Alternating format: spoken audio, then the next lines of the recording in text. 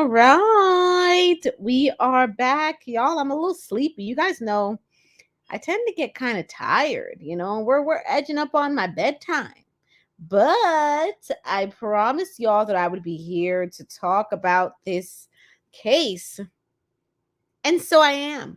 And so I am. And so welcome back to another installment of Empowered Esquire TV. I am the Empowered Esquire, right? Also known as your local lawyer who likes to take long walks on the beach and really, really enjoys warm brownies with ice cream.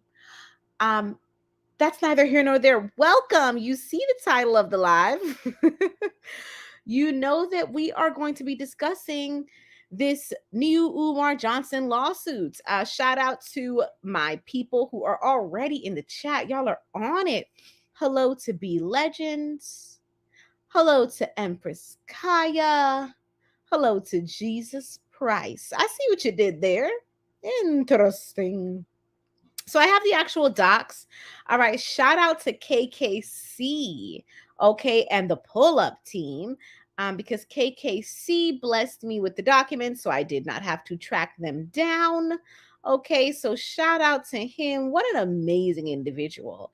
He was recently featured in my Be Empowered series, which we are continuing in October, by the way. In my Be Empowered series, a series of conversations with inspiring individuals. And KKC tells us about his journey. He has been through some very challenging circumstances. So if you're interested in that, I won't spoil it for you by telling you what. All right. But you should check it out. He drops some gems about life and about moving forward when you've been met with an obstacle that many would just give up. All right. So you should so check that out. What's up to Pappy Trap? I like that name, Pappy Trap. Hey. Hello to Helmet. Ooh, here we go. Helmet Chlee. Helmet Chlee. We're going to go with that. We're going to go with that. Pappy Trap says, first time in the house. Welcome. Welcome. Should I start singing some old church hymns for you? Which one do you like? Ooh, let's do Come On in the Room. Welcome to Pappy Trap. Welcome. You are welcomed in this place, and we're glad to have you here. All right.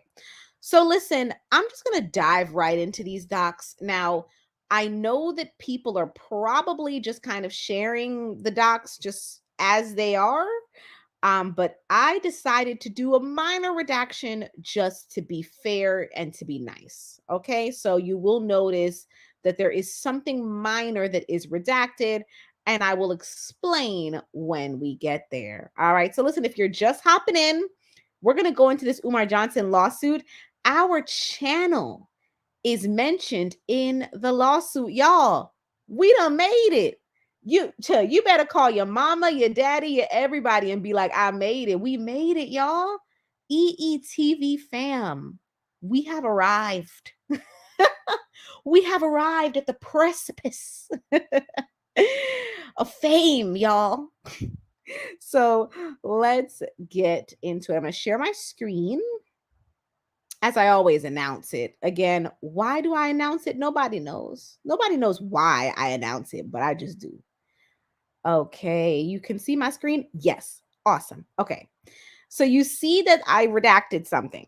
Okay, now let's get into it. All right. So we have here a complaint that was filed in the United States District Court in the Eastern District of Pennsylvania. If you are a newbie here, allow me to explain what that means. That means this case was filed in a federal court. A United States District Court in the Eastern District of Pennsylvania is a federal court, right? It means that this case was filed as a part of the federal court system. All right.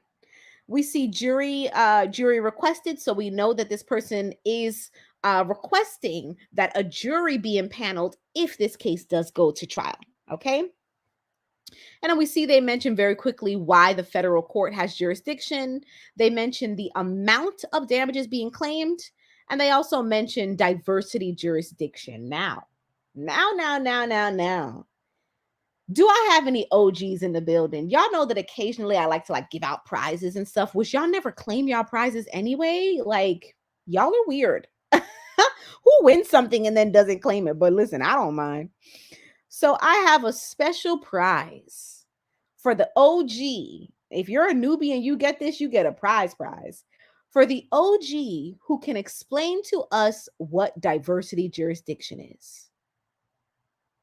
Do do do do do do do. You get a prize. One of my OGs, drop in the chat. What is diversity jurisdiction? Why is John Doe talking about that? What is that? Do do do do do do do do do do do do. Let's see. Oh my goodness. Empress Kaya said, I forgot. Come on, OGs. If a newbie gets it, like I said, they get a prize. But y'all, it's close to my bedtime, so this is going to have to be interactive, okay? What is diversity jurisdiction? What does that mean? What is that? And why is John Doe mentioning it? I have discussed jurisdiction at length on this channel. So much I've discussed jurisdiction till I was blue in the face. So I know somebody knows.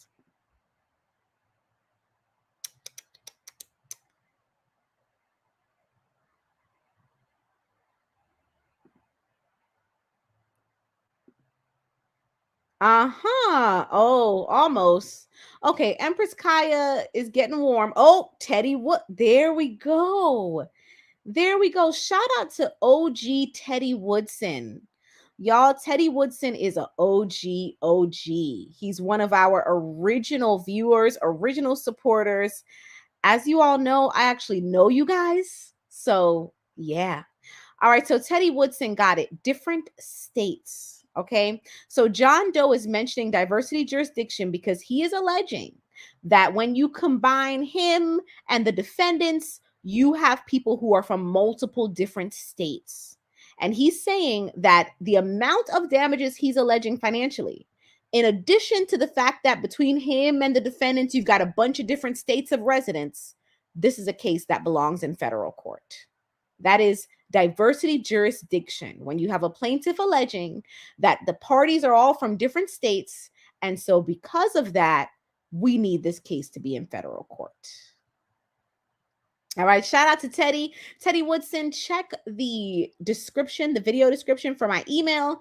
Email me, say, hey, what's up, Empowered? This is Teddy, so you can claim your prize. Okay. All right, let us continue, shall we? Man, we're off to a good start. I love y'all. You guys are on it. You know what diversity jurisdiction is. Man, we're off to a good start. Y'all, you guys are smart. All right, let's go. John Doe v. Umar Johnson and Vinnie Green. Okay. Pro se plaintiff John Doe, I have redacted his name.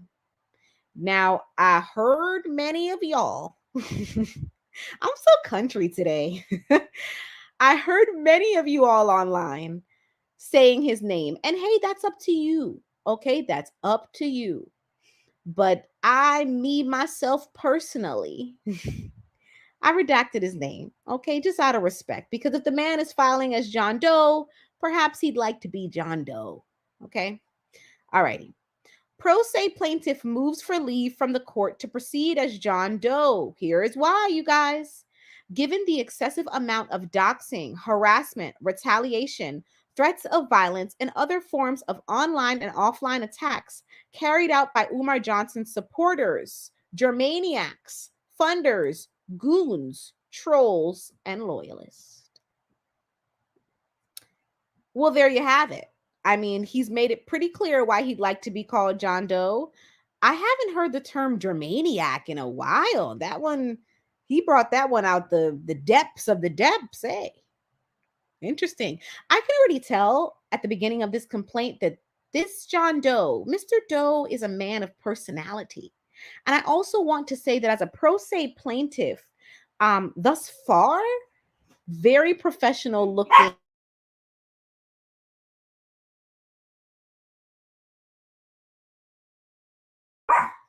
I'm sorry, you guys hear Mac. You guys hear Mac. I cannot control him. He just, Mac, I'm live. Mac, this is so rude. Please behave. Now, people are going to think that I'm not a good mother now. Don't embarrass me. Y'all know when you take your children out, they acting a fool and embarrassing you in front of folk. You know what I mean? Like, I work hard to try to raise this dog right. And he just likes to embarrass me, and I don't understand why. My goodness.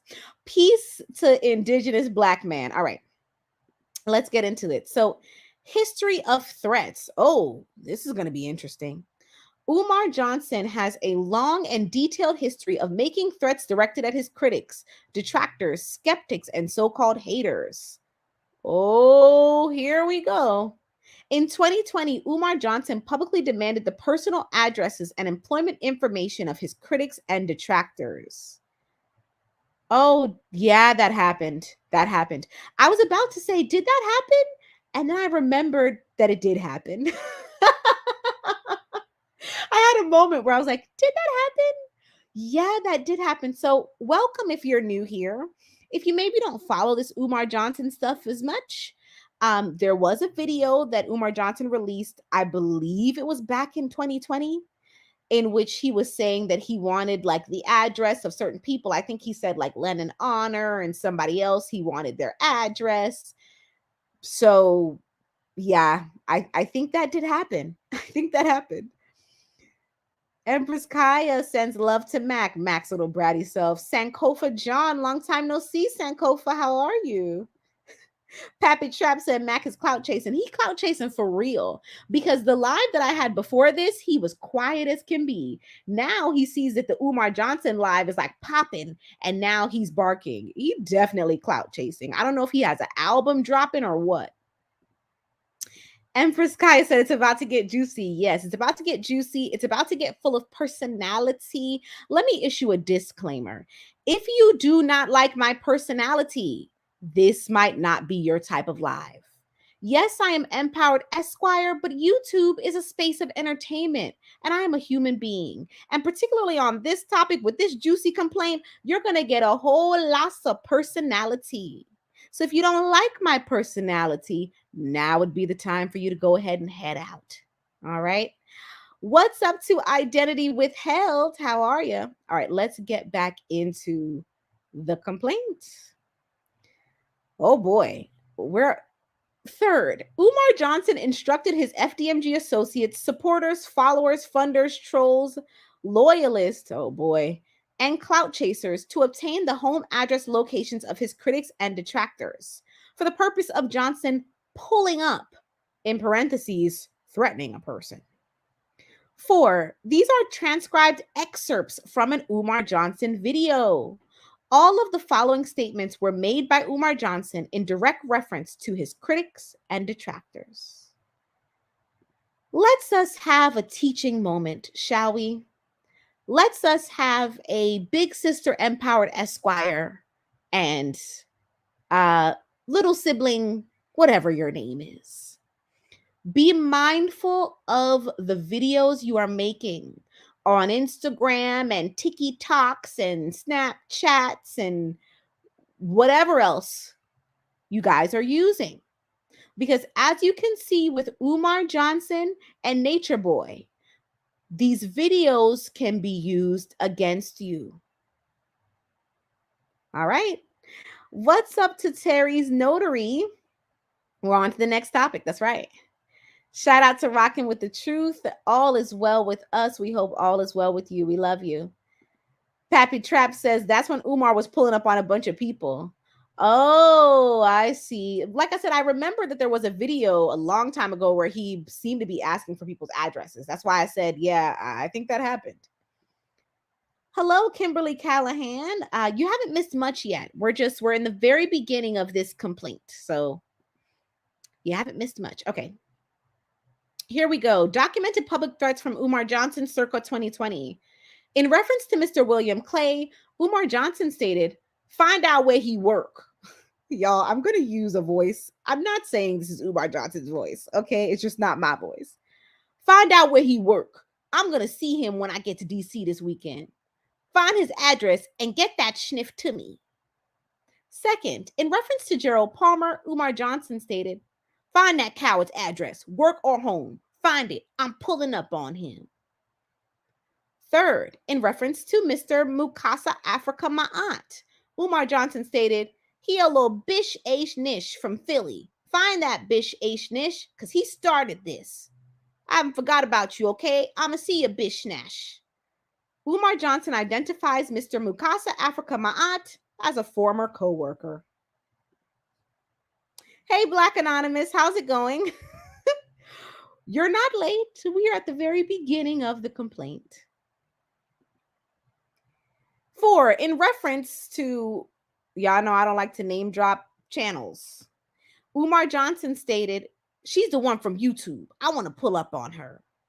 In reference to, Umar Johnson stated, I'm tired of this bish nish too. I've had enough of him too. In reference to all of these people, Umar Johnson stated, I need, I didn't switch my voice. Hold on. I need home addresses. I need job addresses. Find these 6 people for me. Okay, so, right, this is the video that I believed had happened, and John Doe pulled the transcripts of this video. So it appears that, yes, my memory and John Doe's allegations are somewhat on point, right? Umar Johnson did release a video in which he threatened physical violence, or he alludes to, let me run that back, in which he alludes to physical violence against certain people on YouTube. Many of you have been saying, is that legal? No, it is not. It's not legal to threaten someone with physical violence, okay? But what it comes down to in court is whether or not a plaintiff can prove that the threat was made and that injury was caused by the threat. Make sense? I hope so. All right. Jesus Christ says I must learn to curse like that. Listen, it's YouTube. You know, if I just start dropping all these words, then we're in trouble. And I don't like to do that. So I have to get creative. Black Anonymous says, I recall Umar trying to get people's addresses, workplaces, etc. I thought this is giving terroristic threats. Ding, ding, ding, ding, ding. Okay, it is not legal to do that. B Legend says, John Doe using Umar's catchphrase in the complaint makes it so funny. John Doe has he's a witty guy. I have to say, I'm enjoying reading this complaint. He maybe could write a book. Witty guy. We're here in paragraph 5. Defendant Umar Johnson has a multi-year public history of encouraging his supporters, funders, associates, loyalists, clout chasers, trolls, and so-called Germaniacs. Okay. Wait. A name created by Johnson? Hold up. Umar Johnson created the word Germaniac? This is random, but I'm curious. You guys, let me know in the chat. Did Umar Johnson create this term Germaniac? I thought that it was a term that was created by someone that, didn't like him, to be honest with you. I don't know. You guys let me know. And isn't it reminiscent of that old school cartoon, Animaniacs? You guys remember Animaniacs? It's reminiscent of Animaniacs, is it not? Okay, to attack, smear, defame, slander, dox, and retaliate against Umar Johnson's critics, skeptics, detractors, and so-called haters. Huh. Okay, so now John Doe is alleging that Umar Johnson not only issues these threats himself, but John Doe is alleging that Umar Johnson uses his quote-unquote supporters to also enact threats of violence and attacks against people who do not agree with him. Huh. I mean, it's going to be interesting for him to bring that full circle, you know? Let me ask you all. Give me a 1 in the chat if you think that Umar Johnson uses his supporters to, no. Let me ask the real question. Give me a 1 in the chat if you think that John Doe can prove that Umar Johnson uses his supporters to threaten people who do not agree with him. Give me a 1 in the chat. Give me a 2 in the chat if you think, no, he has supporters who are running wild, but that's not at his direction. All right. So the question is, do you think that John Doe can prove that Umar Johnson is using his supporters to threaten people who do not agree with him? 1, yes. 2, no. All right, I'm back in the chat. I was asking if Umar Johnson created the term Germaniac as alleged. And Black Anonymous says, I think his given name is Jermaine Shoemake. And I believe so, which is interesting. Pappy Trap, still love that name, says he claims to have 6 degrees. That's okay. Quite an education. Lone Star 131 says that's what he calls the woman. I think you mean the women who love him. Interesting. So he came up with the term. That's very interesting. Oh, wait. Jesus Price says he didn't come up with the term, but he uses it. Well, same difference. Right? Same difference. All right. So I'm looking for our answers. Terry Notary says Umar Johnson thinks a lot of him. Well, thinks too much of himself is what Terry said. I was trying to make it a bit more diplomatic. Okay, so Josephine put it too. So Josephine is saying, hey, Umar Johnson has supporters. Those supporters may choose to, threaten and be nasty to people who do not agree with him, but it's not necessarily at Umar Johnson's behest. Or she's saying that John Doe would have a difficult time proving that it's at Umar Johnson's behest, right? All right. Jesus Price thinks that John Doe can prove that. Okay. Julius Kane, long time no see, Julius Kane. Julius Kane gave us a 1. Mr. Mojo also thinks that John Doe is going to have a difficult time proving that Umar Johnson's supporters are at his behest if they threaten or act, violent towards people who are against him. Okay. I see a lot of ones. I see some newbies. Hello to Saudia Shabazz. How are you? All right. And what's up, Teddy Woodson, y'all? Teddy Woodson is coming over from my live that I did a while ago where we discussed some really concerning you guys, I'm starting to get tired. Evolution, we'll say evolution in the DNA database, in the newborn baby DNA database, where DNA from newborn babies is being used to prosecute their parents. Very interesting topic. You guys should check it out. All right. Hello to the real Aaron Collins. Long time no see. How are you, sir? I hope you are well. All right. Sankofa John dropping a 1 in the chat. Okay. Pappy Trap says that Umar Johnson has claimed to have goons in Chi-Town who he claims are ready to strike for him. Really? That's okay. That's concerning. Maybe John Doe mentions that in his complaint. We're going to see. All right, let me hop back into the complaint, you guys. Take this down. Hello to I Am Queen Newton. Shout out to the whole OCOV fam. All right. Okay, I'm back in the complaint. Where are we? We are here, number 6. One of Umar Johnson's well-known public critics on YouTube is a man named Lennon Honor. Umar Johnson has threatened to personally visit Mr. Honor's home to pull up. Interesting. According to the website Urban Dictionary, pull up is defined as a threat, synonymous to drop your location to fight. Okay, I like what he did there. He's acknowledging that the court probably, or not probably, the court may not know what pull up means. All right, so he's acknowledging that and explaining it, defining it. I like that. Here, number 8, Umar Johnson's supporters have doxed Mr. Honor and his family. Oh, goodness. Umar Johnson's supporters filed bogus CPS complaints, filed bogus IRS complaints. Whoa. And contacted other municipal authorities with bogus complaints to harass Mr. Honor and members of his family. Whoa.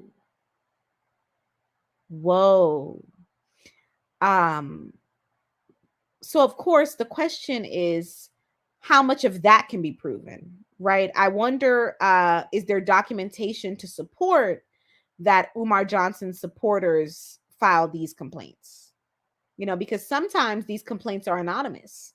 So then you have the implication of, well, how do we know who filed it? Paragraph 9. Another well-known public critic of Umar Johnson is a man named Gerald Palmer. Mr. Palmer spoke out against attacks being leveled against Mr. Honor and Mr. Honor's family. Umar Johnson's supporters then targeted Mr. Palmer. Interesting. Okay. Mr. Palmer was targeted by a quote-unquote scammer, a plagiarist of Judy K. King's books named Shakim Harris. So it looks like John Doe is chronicling a lot of the YouTube goings on here. I didn't expect that. I have to admit, I did not expect for him to focus so heavily on the YouTube stuff. I wonder if this is going to be helpful for him, though. He's focusing really heavy on YouTube in this complaint.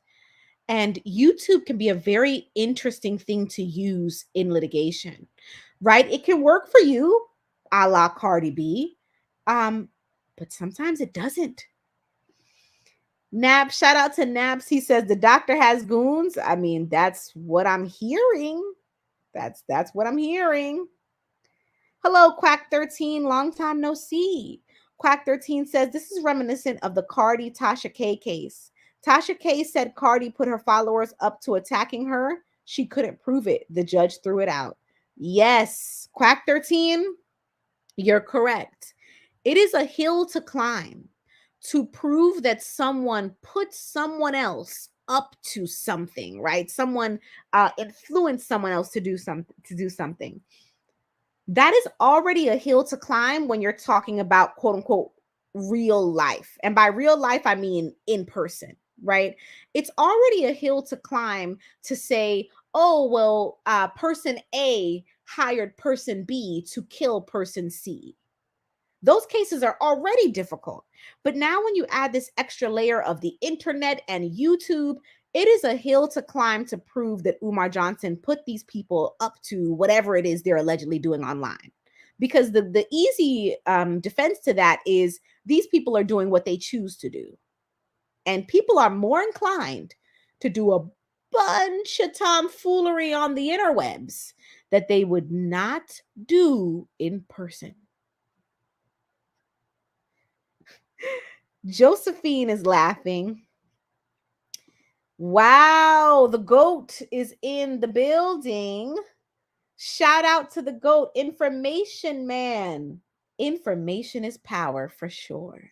You guys, Information Man, I had the honor of sitting with him for episode 2 of our Be Empowered series, a series of conversations with inspiring individuals.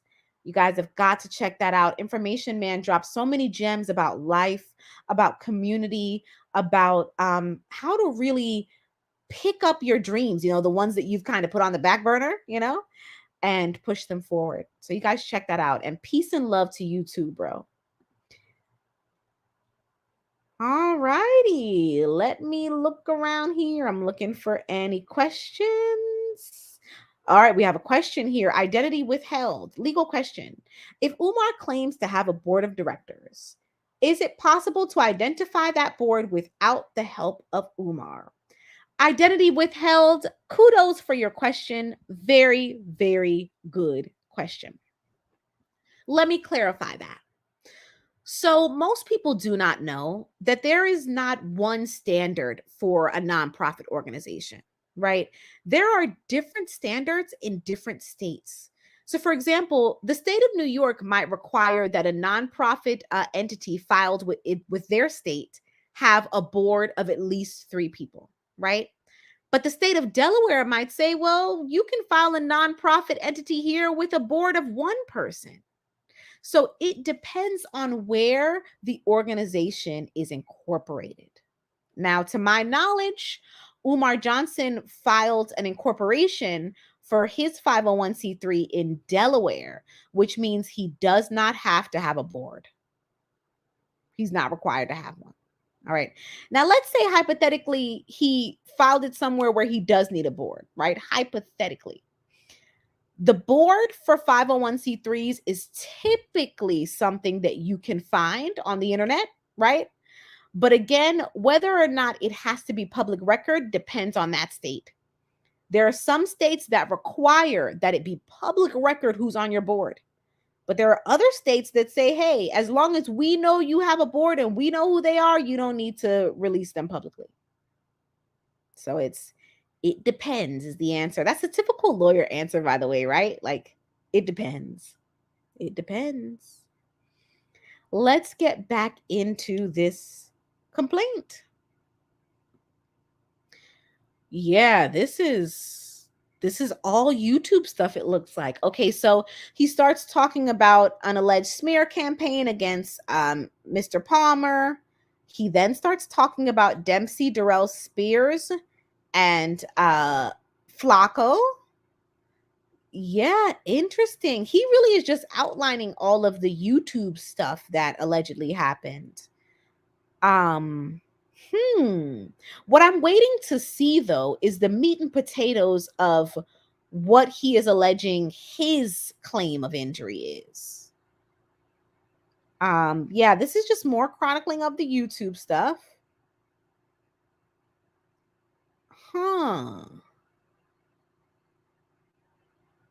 Okay, yep, more of that.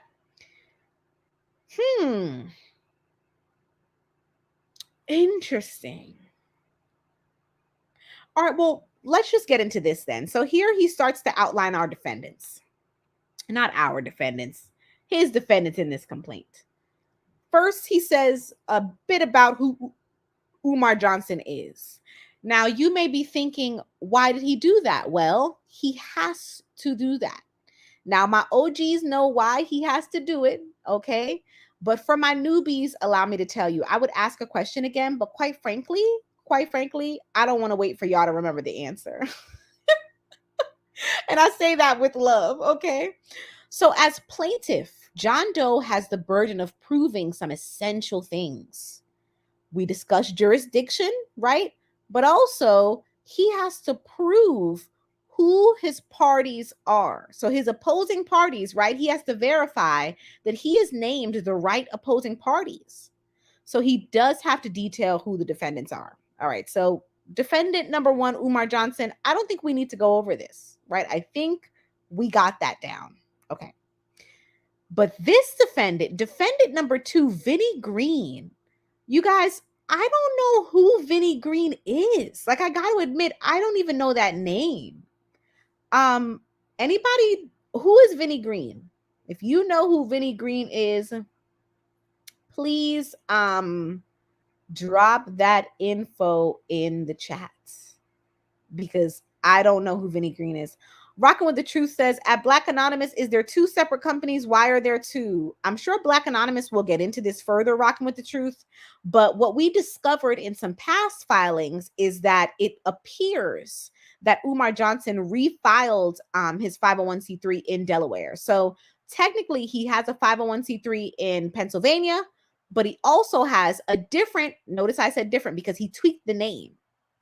He has a different 501c3 in Delaware. All right. You guys, I don't know who Vinnie Green is. It doesn't appear that any of you guys know who that is either. Okay, let's read. Vincent Green, Vinnie Green, is sued in his individual capacity. Vinnie Green is the City University of New York's integrity expert. The City University of New York, aka CUNY, is an education system in New York City that openly promotes itself as a racially inclusive and non-discriminatory university. That's true. In reality, CUNY is a racist. In reality, CUNY is a racist and discriminatory institution where Black people are treated like schniff.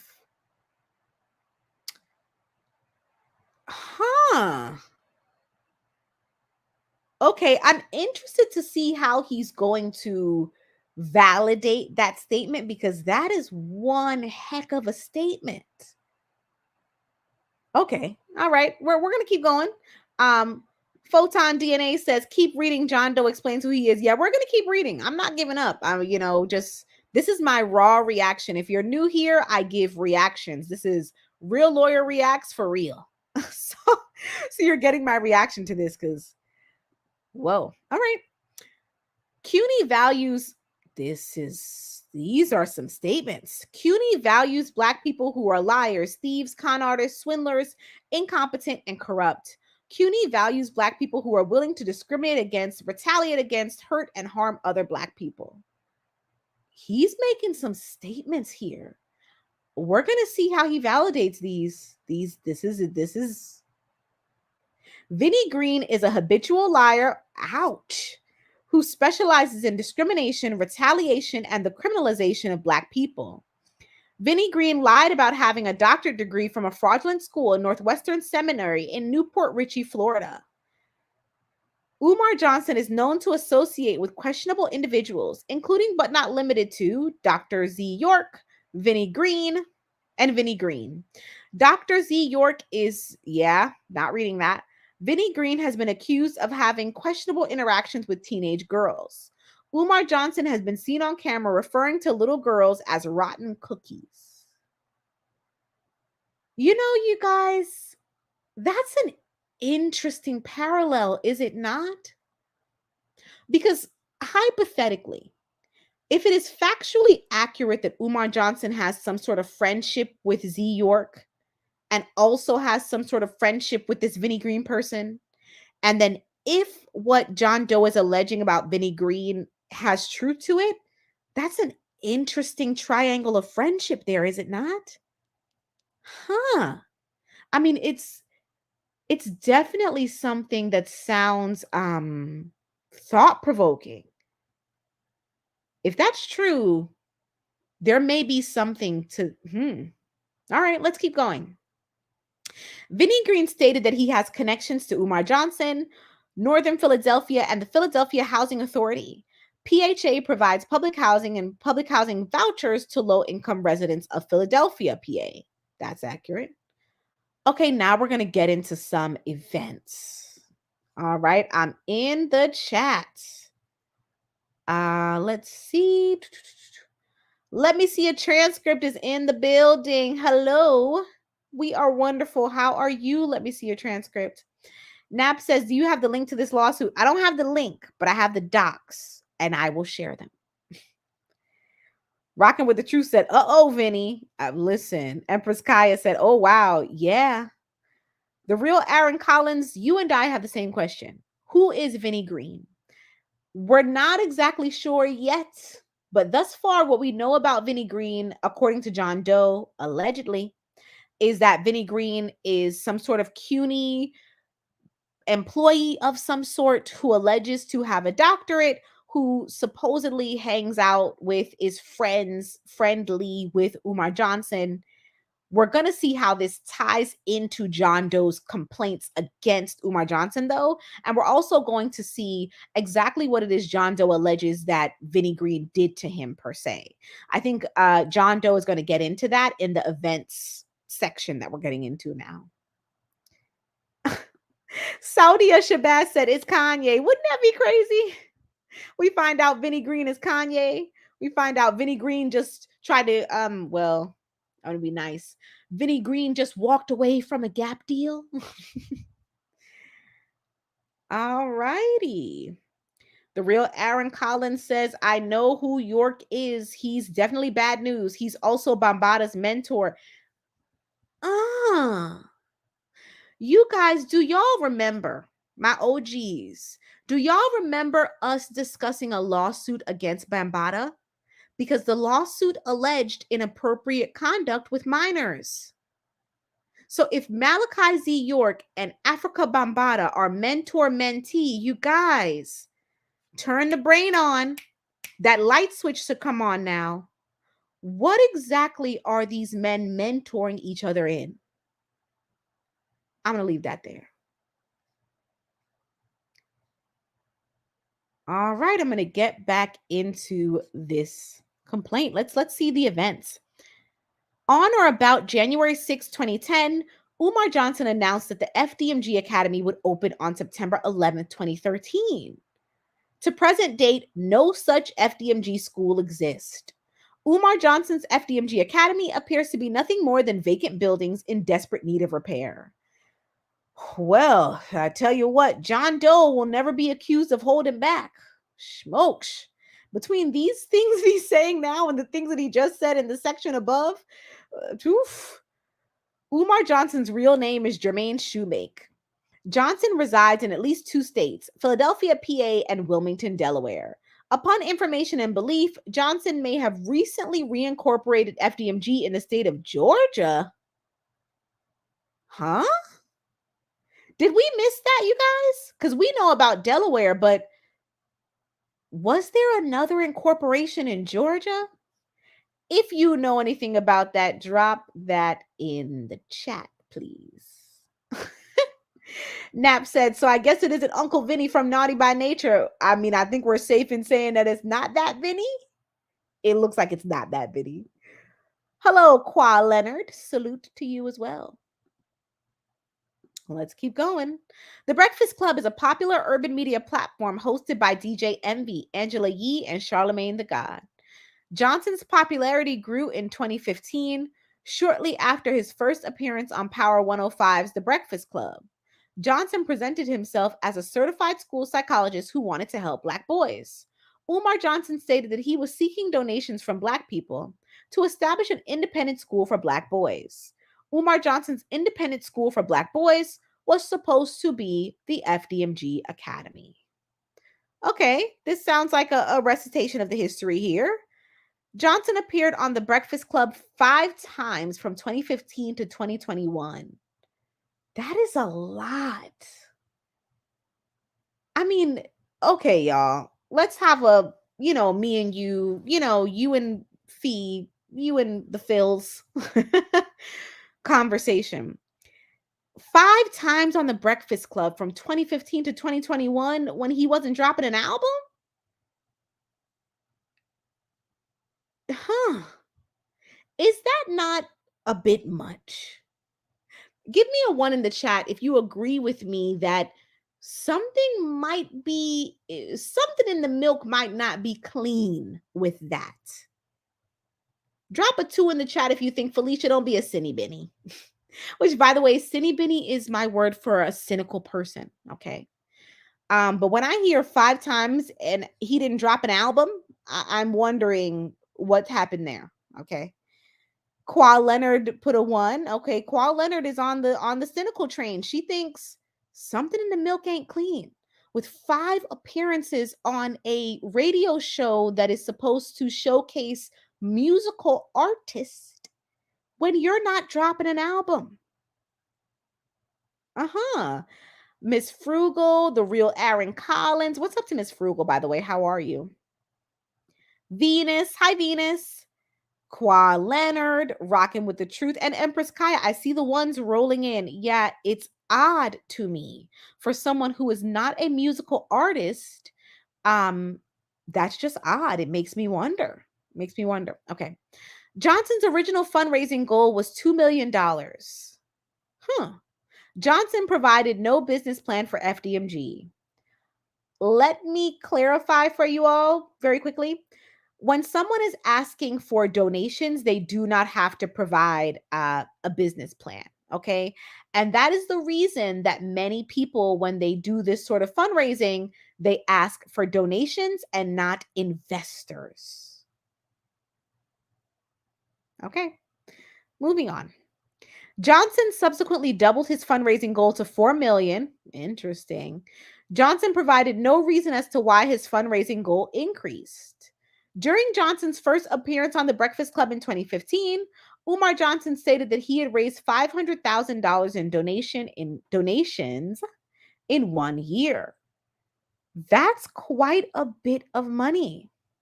And so now you all might be wondering, raising all these donations, what is Umar Johnson's responsibility to his donors? Well, if you're wondering that, then you're a newbie. Welcome. You are welcome here. I have an entire playlist on this channel in which I just lost my train of thought again. Goodness. I have a Umar Johnson playlist on this channel that details, I should have had some coffee, that details a responsibility from a person who's receiving donations to the donors. Okay, I detail some of the issues with holding Umar Johnson more responsible when it comes to these donations.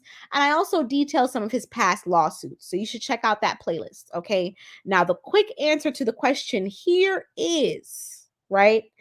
Donations do not have, again, the same standard of reporting as investments. That's the first half of it. Now, the second half is it depends on the state that you are in. There are some states with more stringent donation reporting, right? But there are some states that do not have that stringent donation reporting. Now, the IRS has federal donation reporting, right? 501c3s have to file forms such as 990s and things like that. However, even the IRS has little caveats that an organization can go through to say, you know what, I should not be required to file a 990. Okay, there are exceptions. Black Anonymous says, how is it that you're named in this suit? We're getting there. We're getting there. All right. Cervera Design. I got time today. Cervera Design says, are y'all actually going to do something about taking this con down? Or is the main intention to get views and watch time? Cervera Design, YouTube is not my place of employment. YouTube is not my place of income. So getting views and watch time is pretty much irrelevant to me. I am an attorney who reviews these cases to explain the law to people who are interested in learning the law. These cases are really just a lens by which I teach the law. If you're cool with that, you're welcome to stay, Cervera. If you're not, you're welcome to leave. Okay. All righty. Kimberly Callahan says, how about if you can prove that he lied on a Form 990? Well, that's a different conversation. Now, I've also detailed this in the Umar Johnson playlist in a past video. Okay. It would be a hill to climb to prove that because you would need access to his financial records and you as an individual could not get that. So the government or someone else with subpoena power, right? Some type of agency that has governance and subpoena power would have to decide, you know what, I want to look into these financial records. But an individual would not have that power. Okay. All right. J Max Screw G said, well said, sister. Thank you. Listen, I got time today. Okay. I'm here with no coffee and I'm tired. So anybody coming on here disrespecting my time, you're getting it today. You're not getting, oh, how are you today? That's not who you're getting right now. And as I mentioned earlier, you're getting my personality. So if you're not a fan of it, you know how to leave. All right. Let's get back into the complaint. My goodness. Wow. Upon information and belief, Johnson raised $400,000 plus, right? So upwards of that in donations through GoFundMe. In March of 2017, on the Roland Martin show, Umar Johnson admitted to having raised $700,000. Okay. In another video from 2017, Umar Johnson stated that he had raised $1 million. Are y'all tracking that? You guys, let's take a moment and let's put our thinking caps on. In 2017, he first said 400,000. Then he said 700,000. Then he said $1 million. Huh. You know, it would be very interesting for someone with, again, subpoena power to look into this because the numbers here are interesting. Again, assuming that these allegations of the numbers he provided are true. Okay, so on FDMG's 2020 Form 990, Umar Johnson stated that FDMG had collected no donations in 2019 and 2020.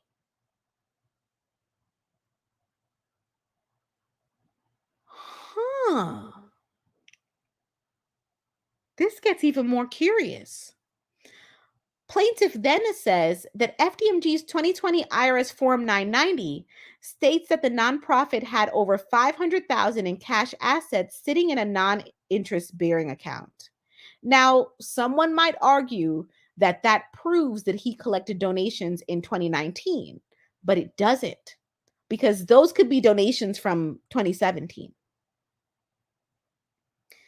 Okay, he goes on to make allegations about how much money Umar Johnson has collected. He then starts talking about Sharon Thomas. Oh boy. Oh man.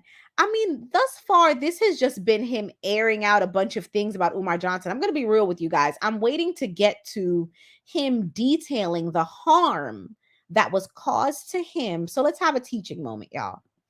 In lawsuits, there is a legal requirement. It's called standing. For you to have standing, you have to have been injured. So what I'm waiting for us to get to here is how John Doe was injured, but I'm assuming we're going to get there. This is a lot of other stuff though. I'm going to butcher your name, but Life Solutions says at surveys a design. So go take him down. LOL. How is it defensive to ask you what you want others to do? I mean, it's just don't come into this chat with that. You're not being cutesy and you're not being covert. We know that you're trying to troll us and you're welcome to do so, but my goodness, at least have the backbone to say you're being a troll, and then we'll let you troll. Don't try to play us. Lemon Dishonor says, why is there so much ish with Umar Johnson? I don't know, but this is a lot. All right, let's continue. Upon information and belief, donations to FDMG were used for a real estate purchase in Harrisburg, PA, to support a person named Sharon S. Thomas. Wow, poor Sharon. Can you imagine just like living your life and, all of a sudden, because here's the thing, if this is true, we don't know if Sharon knows anything about Umar Johnson's finances. We don't know that. We don't know that. Let's have another teaching moment, shall we? Should I ask an OG? I don't know. Do I have enough energy to wait for y'all to answer? Well, yeah, let's do it. All right, to my OGs, why does John Doe keep using that phrase? Why does John Doe keep saying upon information and belief? Upon information, I'm gonna put in the chat for you. Upon information and belief. Why does John Doe keep saying that? Hello to Les Meet. One of my favorite people. Hi, Les Meet. How are you, doll? How are you? Rocking with the Truth says, did John Doe have to stay in the house from fear? Was he afraid to go outside? Did he miss work? I mean, did his baby mama leave him for Umar Johnson? I mean, we got to get to it because we haven't heard it yet. All right, my OGs. I'm gonna start. Be Legend, you're warm. You're warm, Be Legend. But I'm gonna see if someone else gets closer. Okay, Life Solutions is you're warm. We're gonna see. Madam CEO is on it. Okay. Everyone else was kind of warm, but she's on it. So plaintiff is making these allegations, right? He has to say, as plaintiff, that he got this information from somewhere because he has the burden of proof. So he can either say the allegations outright, and he can say, "Oh, I just know this to be true, and I will attest to this," or he can say, "Upon information and belief," which is pretty much his way of saying to the court, "I received some information from somebody else that led me to believe this." So yes, John Doe is alleging that he's receiving information or received information from third parties that backs up his allegations. Okay. Shout out to Madame CEO. I think you're a newbie too. Shout out to you. Okay. Jesus Price says because it's only what he heard or what he knows to have happened to other people. Mm-hmm. Mm-hmm. All right. Defrauding charlatans, long time no see, says because it's based on secondhand information. Uh-huh. Pappy Trap says based on the fact that he can't prove for a fact that these happen. Not quite, Pappy Trap. Not quite. All right, let us continue. So then he goes on a bit about Sharon Thomas's alleged business, which is allegedly called Recrafted Life. Um, hmm. Approximately 2 months after March of 2022, Recrafted Life announced that it was going out of business. Interesting. Now, this is a development. The building that housed Recrafted Life, which allegedly was a building that was, is he saying this building was purchased? The building that housed Recrafted Life was sold in June of 2022. Okay. Umar Johnson is associated with at least 2 other businesses in Pennsylvania. The 35th Dynasty Human and Community Development Corporation. That's interesting. Okay. Umar Johnson is also associated with another business, Outside the Box Community Enrichment. Okay. Upon information and belief, FDMG donations were given to this corporation. Now, let's dive into this, shall we? Yet another teaching moment. So let's say hypothetically this allegation is correct. Was it legal for FDMG, the entity, to take its donations and give a portion of those donations to Outside the Box Community Enrichment Incorporated? Give me a 1 in the chat if you think, yes, that's totally legal. Give me a 2 in the chat if you think that's not legal. Madame CEO said, I'm a cloud watcher. Oh, I see. Okay. Okay. So you get your credit. All right. I'll ask the question. Let's in.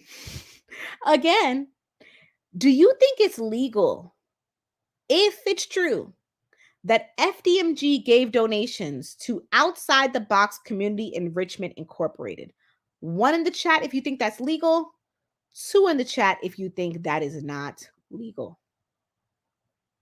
B Legend said 3. It depends. Kimberly Callahan said 2. Nap said 2. All right. Well, B Legend, you are correct. Now, technically, the answer is 1. Okay. The answer is technically 1. It is legal. But B Legend is correct. It depends. Okay. Les Meet, you're also correct. Okay. Let's talk about why, right? And all the different little caveats that could make that legal. So, first, a 501c3 is still an entity, it is still incorporated, y'all, which means that a 501c3 might have expenses. So let's say Les Meet LLC specializes in designing event spaces, and Empowered Esquire is a 501c3 that is throwing a big gala. Well, if Empowered Esquire hires Les Meet LLC, then Empowered Esquire can take donations and pay Les Meet LLC.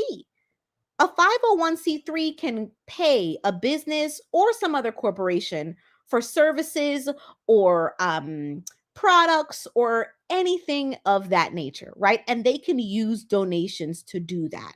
So that's an example of one caveat. Here's another caveat. Let's say Empowered Esquire was given donations, and part of our mission is community support. We can take a portion of our donations and donate it to Pappy Trap Community Foundation, because part of our mission is to support our community. So we can totally do that. So, yes, if it falls in line with the mission or with something directly connected to the activities of the 501c3, a 501c3 can pay for services rendered, it can pay for products, and it can redonate donations. All right, let us continue. He goes on to the purchase of the FDMG campus, or what we now know to be the FDMG campus. He also mentions Donald Murray. Okay. He talks about that case. Interesting. He mentions a woman named Catherine Brown, who he says is a Umar Johnson supporter. Okay. And also allegedly a part of a group that calls themselves the Good Guys. I don't know. Again, he's going back into YouTube stuff here. He goes back into some YouTube stuff. And then he goes back into mentioning that Umar Johnson allegedly threatened some YouTubers. Huh. Okay, so now it looks like we're getting into how Vincent Green is involved. Okay, so seen below is an actual G Square Consulting Services LLC integrity review, which was conducted on Umar Johnson's critic and detractor, Mr. Lennon Honor. Interesting. So it looks like John Doe is alleging that someone connected to Umar Johnson or Umar Johnson himself hired Vincent Green to investigate Lennon Honor. Huh. Interesting. Okay, so now I think we're finally getting into it here. Okay, so here in paragraph 88, John Doe says, I donated money to Umar Johnson. I allege that is why he's saying that he was injured. I would have hoped that it would be more detailed than that, because that in itself is going to present an issue. As I have discussed on this channel, the level of responsibility and fiduciary duty attached to donations is not the same as investments. And so to argue that you gave someone donations and they did not use it the way that you wanted them to is not a valid legal argument usually. Now, in my previous video where I discussed this, again, check out the Umar Johnson playlist, I brought up a few cases in which that kind of argument worked. But again, those plaintiffs had much more detailed correspondence regarding their donation, and they were given promises, if you will, about specific things their donation would be used for. Their donations were earmarked. I don't really see that being alleged here. All right. I'm going to take one moment to take a sip of water.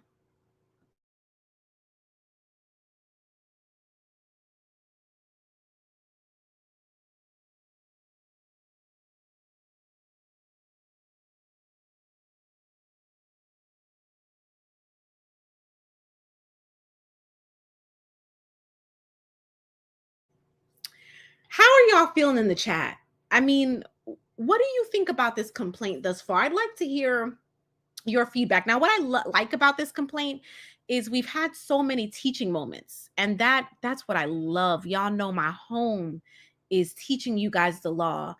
And my goodness, what a joy that I'm healthy, that I'm well, and that we're all here together, right? I love teaching y'all the law. So I've enjoyed that. But the complaint on a whole, you know, especially my OGs, you've been around me long enough and we've discussed the law enough that I think you guys have developed some amazing legal minds, right?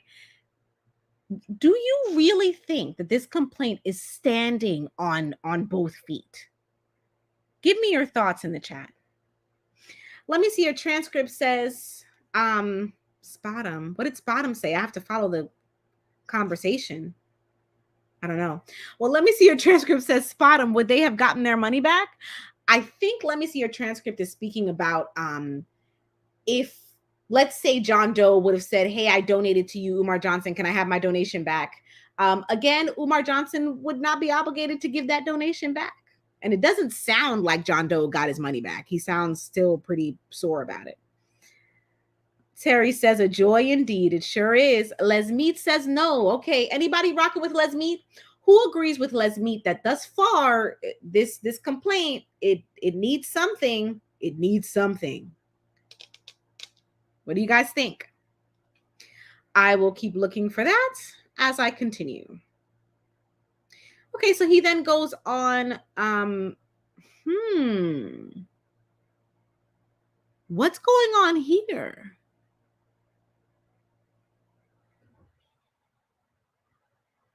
What does this have to do with Umar Johnson? Am I missing something? I'm okay. So it seems like John Doe is relating this to Vince Green because he's going into a CUNY history, a CUNY alleged history of racial discrimination. How that connects to him and his donation, I'm not exactly sure.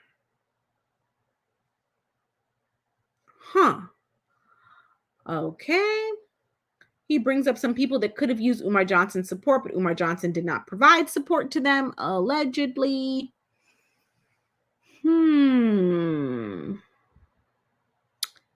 Some more things about YouTube. All right, you guys. Y'all ready? Y'all ready? Because you're famous. Remember, I told you that you need to get your mom on the phone, your whoever, like whoever you call when really good things happen to you and be like, listen, I'm famous. Our channel. Y'all, mama, we made it. Here we go. Paragraph 107, Empowered Esquire TV. What happened to common sense? Pocket Watching with JT, Michi X, Lord Jamar, and the United Mean Godcast have all questioned Umar Johnson's legitimacy. So, we have been cited as a source of information in a federal lawsuit. I want you to take a moment to really embrace that you are now a litigation cited legal mind. Okay. And now let me show you your citation. All right. So you're mentioned here, right? This is the reference. But now let's get to your citation. So now if you go down to number 112, attachment number 4, here, Empowered Esquire TV fam is where you are cited. You are officially a legal source. You should be very proud of yourself. And you should definitely be screenshotting this and sending it to your mom. Absolutely. All right, I'm in the chat. I'm seeing a lot of okay. Pappy Trap says, I'm feeling a sense of learning here. It's very empowering. Pappy. That's why it's Empowered Esquire, right? That's the goal. So I'm glad to know that we're meeting the goalpost. Marcus H, how you doing? Marcus H says, I just got on, but I'm sure this person will not get his money back for several reasons.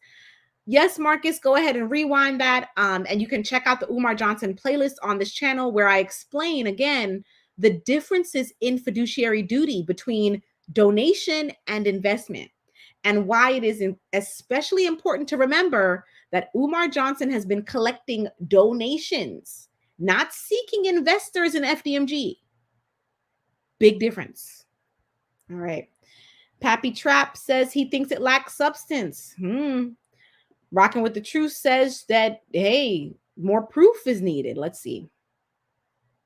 Let's see what else you guys think. Kimberly Callahan, Umar Johnson isn't going to stop unless a legal entity makes him stop. Maybe. Interesting thought. I understand that the state of PA has issued a cease and desist a cease and desist on him asking for donations, and he hasn't stopped.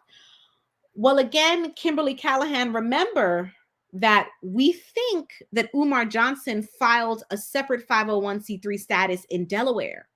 So again, if he has a valid 501c3 status in Delaware, he can collect donations for that valid 501c3. He can do that. The question is, which entity is he collecting the donations under? That's the legal question. And listen, I'm almost 100% sure that if some sort of federal agency or state agency were to ask Umar Johnson, I'm almost 100% sure he would say he's collecting donations under the legal 501c3 filed in Delaware. I'm almost certain.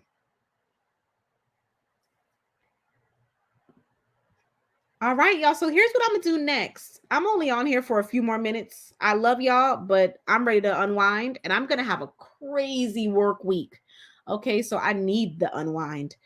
Um StreamYard link in lay chat. All right. If you want to come backstage, ask me some questions, kick it with me, hang out. Whatever the kids are calling it now. Do so. There's the link. While I wait, let me share with you all the the rules of engagement, if you will, because we do have panel rules around here. Okay. Unfortunately, they're required. So let me share with you all the rules. The rules of engagement around here. Let me go ahead and open them up first so I can actually share it. What is going on? So much complication. All I want to do is close. Is this it? Yes. All right. Wonderful. Let me go ahead and share this with you all while I wait. Okay. Lady Justice, the rules for appearing on the esteemed Empowered Esquire panel. First, no profanity. I just don't do profanity on this channel. It's just not me. It's not something I do, and Miss Algo don't like it, so we don't do it. Okay. 2, no yelling. I don't yell, so you shouldn't yell. And quite frankly, elegant conversation does not contain yelling. All right. 3rd, no negativity. Why? Because no. 4th, no name dropping. Why? Because no. Okay. Do not summon your mortal enemy from the depths of the boo-boo sector of YouTube to come over here and bother us. Please don't do it. All right.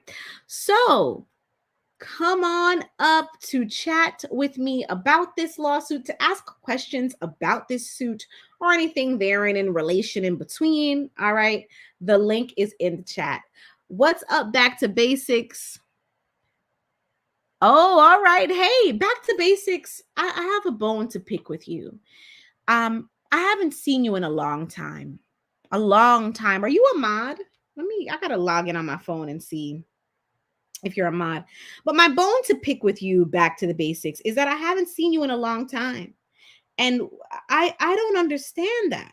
I've missed you. I've looked for you. You've been nowhere to be found.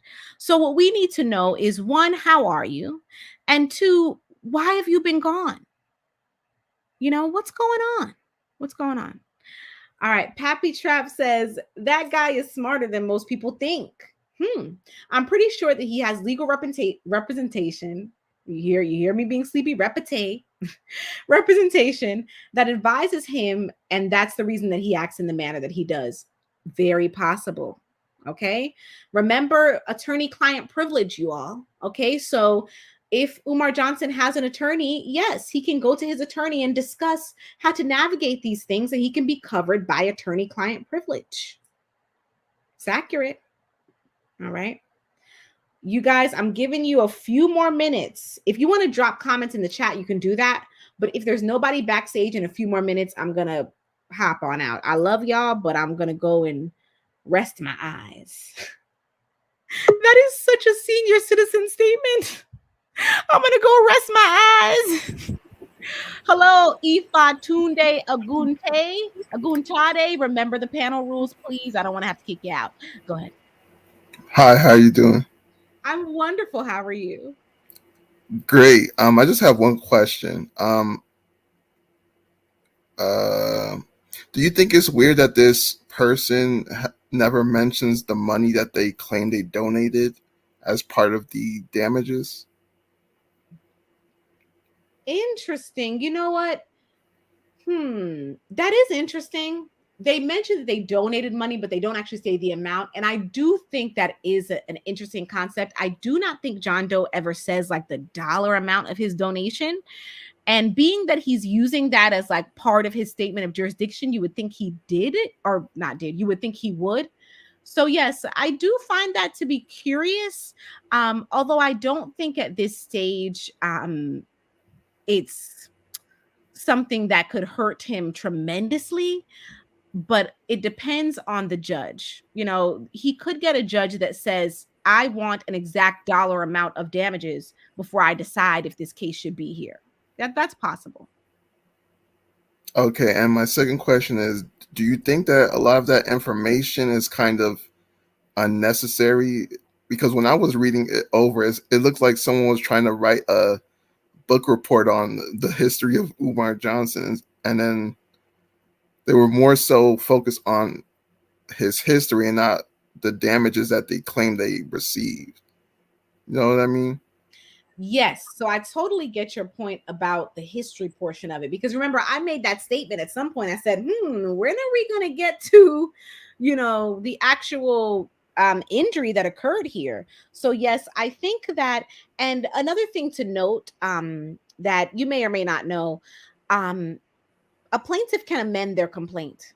And so I think it's likely we may see an amended complaint here, because I do think there's room for more specific details about the injury that John Doe suffered, like his actual injury, and not just this kind of recitation of what happened on YouTube. Okay, cool. Oh, thanks again for letting me on. You're absolutely welcome. All right. I'm going to go ahead and add Photon now. Photon, please do remember the rules of the panel. Oh, wait, accidentally added Kim. Hold on, Kim. Welcome, Photon. Hi, how you doing? I am well. How are you? Good. Yeah, my question is, so you read a bit of the this alleged lawsuit. What do you think is going to happen based on what you read? And how do you think the judge will respond? Mm-hmm. Well, I don't give predictions on cases and how they will turn out, but I will say this. I think an amended complaint in this case would definitely be helpful. And I think an amended complaint that focuses more on the direct injury to John Doe would most certainly be helpful in this case. And I think any judge reviewing this pleading would definitely appreciate that. Do you think that putting this Vincent Green and adding these pictures and respectfully even adding you and these other YouTube content creators, is that helping this John Doe, or is it hindering, is hurting their case? That's an interesting question. So I think that a portion of the complaint that surmises what has occurred on YouTube could be helpful in terms of establishing a pattern of behavior, right?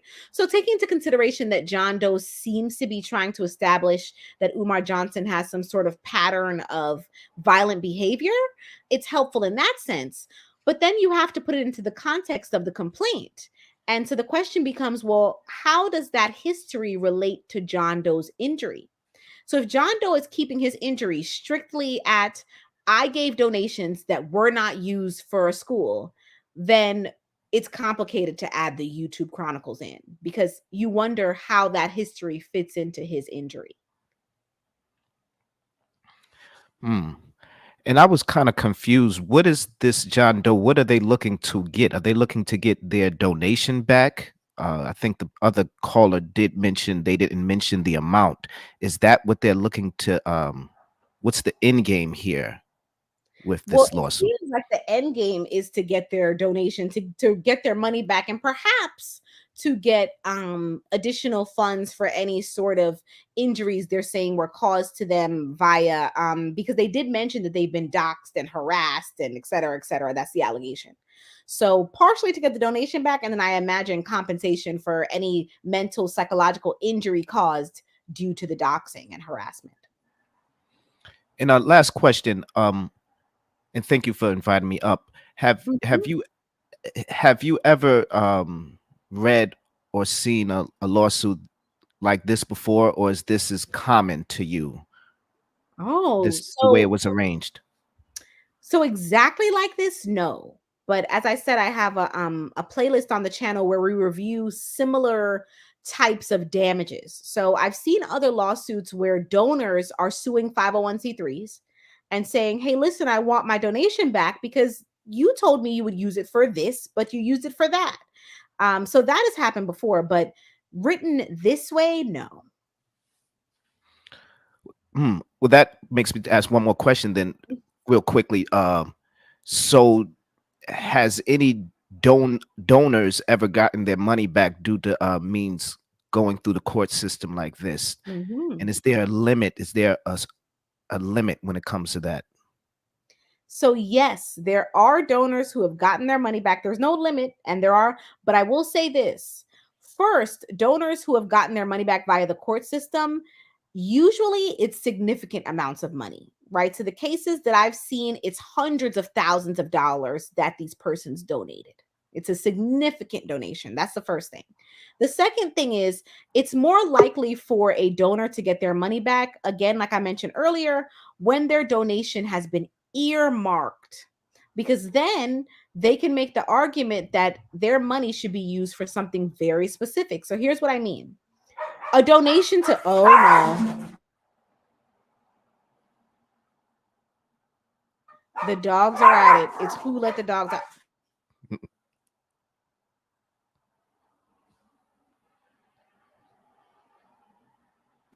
Okay.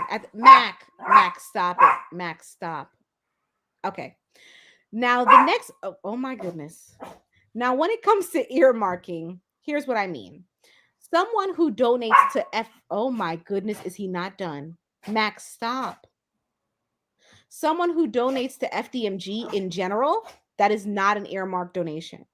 Now, if someone donates to the FDMG dorm for middle school girls, now you have a stronger legal case, because you can say, I had an understanding with FDMG that my money would be specifically used for the building of the girls' dorm. I see that the dorm has not been built, and I know that I gave my money. So it's twofold. It's first, significant amounts of money make it more likely that you'll win a legal case. And second, it's earmarked donations. When I donate to a 501c3, I earmark it. I give it to a specific program. Okay. Thank you for having me up. And I'd just like to make this last statement. You're just as beautiful as you are smart. Checking out your avatars, if that is you. Thank you for having me up. Thank you, Photon. That is me. That is Okay. me. Thank you very much All for right. your Take time. You care. have a wonderful evening. All righty. So we got Kim and then Conscious Energy. So welcome up, Kim. Hi, Empowered Esquire. Nice to talk to you again. Hello, everybody in the chat. I have a question and a statement, and I'd like to ask my question first. So the question is, would a case against an Umar Johnson or someone like him be more valid if it were a what they call a class action kind of suit? So anyone who wants to throw their lot in together, who's donated to FDMG over several years, there's no school, there's no evidence that a school has been created, etc. Would it be more effective for them to kind of pull themselves together and as a group and have a case like this against Umar Johnson? Well, let me start by saying shout out to all the people in the chat that I have not even gotten to say hello to. I see Conscious Energy. Oh my goodness, so many people that I have not gotten. Shout out to all of y'all. Love y'all. That's the first thing. The second thing I want to mention is back to the basics. I saw your explanation, and your explanation is received. Your health is always first, and though I miss you, I understand. All right. Okay, so now to answer your question, Kim, would this be a stronger case if it was a class action, and could it be? Yes, this could be a class action case. If you got a group of donors who came together and said, we believe that our donations were mismanaged, they could all file a lawsuit together. Now, would that be a stronger case? It's very possible that that would be a stronger case, and here's why. Like I mentioned to Photon, when donors have won these cases in the past, it is because they've donated significant amounts of money, because the larger the pocketbook is, the easier it is to trace it and to see if it was mismanaged, right? So we could apply that to perhaps a class action. Perhaps a class action might be stronger because you'd have a larger chunk of money, right? Each of these donors put together in one pot could maybe say, hey, jointly, we've donated $500,000. And we can clearly see that our $500,000 did not renovate this building. So where is it? Does that answer your question? Yes, ma'am, it does, but it makes me think of a kind of a secondary question into that. My understanding of this whole Umar Johnson saga is that this is something that he has done internationally. So how would that affect a theoretical class action suit? I mean, in other words, it seems as though he's collected donations from people all over the world. So donors from China, donors from Japan, donors from Mozambique or Ghana, they could join this suit, and that would again be in federal court, right? So someone who has a claim against an American person or an American entity, but they're from another country, they can still sue that American entity. They just have to do it in federal court. So yes, you could even have donors who are from other countries as part of the class action. Okay. And this, thank you for that. And the statement I'd like to make is that it just seems to me at this point, that what Umar Johnson is doing is maybe technically legal, right. Maybe That's not the most, maybe not the most ethical, maybe not the most, by the book, maybe a little, dare I say, slimy and low down, but not illegal. And I think that's where it gets complicated. So that's something I've discussed in the past. Based upon what we've seen with his donors, he may not be headed into any illegal behavior from what we've seen. It may just be something that isn't as above board as people would like. Because again, fiduciary duty for donations is different from fiduciary duty for investments. Now, if he's underreporting on 990s, that is illegal, right? That's going to get him in hot water with the IRS. But the donation stuff that we've seen thus far, Kim, you're onto something. It could just be that he's not doing it in the most ethical way, but he may not have entered into illegal territory as of yet. Yeah, I love chatting with you, but I'm gonna have to. Yes, ma'am. Yes, ma'am. I'm sorry. I don't want to hold things up. Thank you for taking time. Thank you. All right, so here's what I'm going to do. I know that Conscious Energy, Naps, and Info all know each other, right? Right? So I'm just going to bring you all up, and we're going to just do it like. I don't know him. Peace and love. Peace and love. This is Conscious Energy, speaking to you with the spectacular vernacular, doing it all legal so I can fly like an eagle. Family, I'm sending out tons and tons of good energy. Take that, take that, take that. On this beautiful day, we just breathing in that good air.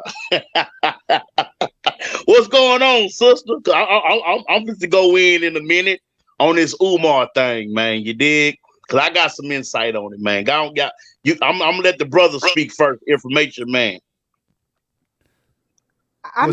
First of all, peace to everybody on the panel. Appreciate everybody on the panel. Appreciate you doing this, the Empire Esquire. I appreciate Nappy Yankee being here. What's up, Conscious Energy? What's up, information, man? Peace and love. What's up? Most definitely. What I think this is a great service what you're doing for the public here. But can you clarify for our understanding? And maybe you said this, and if you did, I apologize. How is it that one can tell the public, give me a donation, my goal is to build a school in the name of a school? How can one collect money, tell the public that they're going to build something, and continue this whole thing going for a long time, in which they have shown no books or no proof of working order of building an actual school, other than the fact that they're promising you something and they're collecting money? Is there no legal recourse that I, who have donated to Umar Johnson several years back, to be able to say, you know what, enough is enough. I gave you a donation. You have not come through with the money that I faithfully gave you. Is there any way that people could realistically recoup or ask to demand their money back legally? Because Umar Johnson to date, as you know, he has not produced a school. What he has produced is a party. He's produced all sort of shenanigans that he's doing, but what tangible school has he really produced? So therefore, isn't there a legal basis that we may have? So let me start by saying, whose channel is this? Because Conscious Energy came up in this thing like this is his channel. He just took it over. I mean, in a good no, I didn't know. So that's just my intro that I do whenever I go on people's channels. Wait, in a good way. Believe me, that's why I said let me finish. In a good way, though. In a good way. I like that. I like your presence, right? I like that you didn't come in here like, hey, thank you so much for letting me on the panel today. I like that. Could I just quickly elaborate, because I know the brother just asked this question. Yes. I just want to add on to the brother question. You can answer both our questions at the same time. You dig? See, okay, family, I did a live stream last night. And it was titled Umar Johnson, when will he tell us the opening date of the school? See, family, this whole kerfuffle has been going on for years. Brother Umar has got thousands of dollars in donations, has yet to produce any kind of relevant school. We ain't talking about no block party. We ain't talking about no Nat Turner Day. We talking about, why is it, brothers and sisters, that after 5 years of Umar having this school, he has yet to announce an opening date of the so-called school? Where are the black jobs that he promised? Where is the black entrepreneur? He told us a long time ago, family, if we donated to him, he was going to have the school open by 2022. It's now going well into 2024. And it ain't going to be no school this year. So we asking the question, brother, where's the money? Now, he bought 2 HVAC systems that he claimed he got installed. And at the same time, he hired Hispanic contractors. Don't get me wrong. Ain't nothing wrong with hiring Hispanic contractors. But when you claiming to be the so-called prince of Pan-Africanism, when you claim to be the so-called man that want to put black unity, black in the community, but at the same time, you going off on the contractors talking about black contractors charging too much money, so you gonna get you a Hispanic contractor. Straight hypocrisy. And ain't nobody asked this question, sister. What is the curriculum these students are going to be learning at this school? What are they going to be learning? We don't know. Umar has not done nothing besides make a passionate speech about the white man. Let me say it again. Umar Johnson has done nothing for black people except give us a passionate speech about white supremacy, while at the same time, all in Japan in the bathtub taking $20,000 baths. It's a shame. Go ahead, sister. I'm sorry. I didn't mean to go too long. Go ahead, sister. All right. Well, let me answer the question. So I had mentioned my little hello to Conscious Energy. Now let me say hello to the GOAT, the man, the myth, the legend, Information Man. Thank you so much for joining us today, Info. I really appreciate you. And it's always a joy to have you around. So to answer your question, like I was kind of talking to Kim and Les Meet about, yes, a donor can sue, but remember, you have to be able to prove injury. So there are a lot of elements that go into that. And again, when you have these cases, the main 2 questions are, 1, is it enough money Is it a significant amount of money that can really be traced?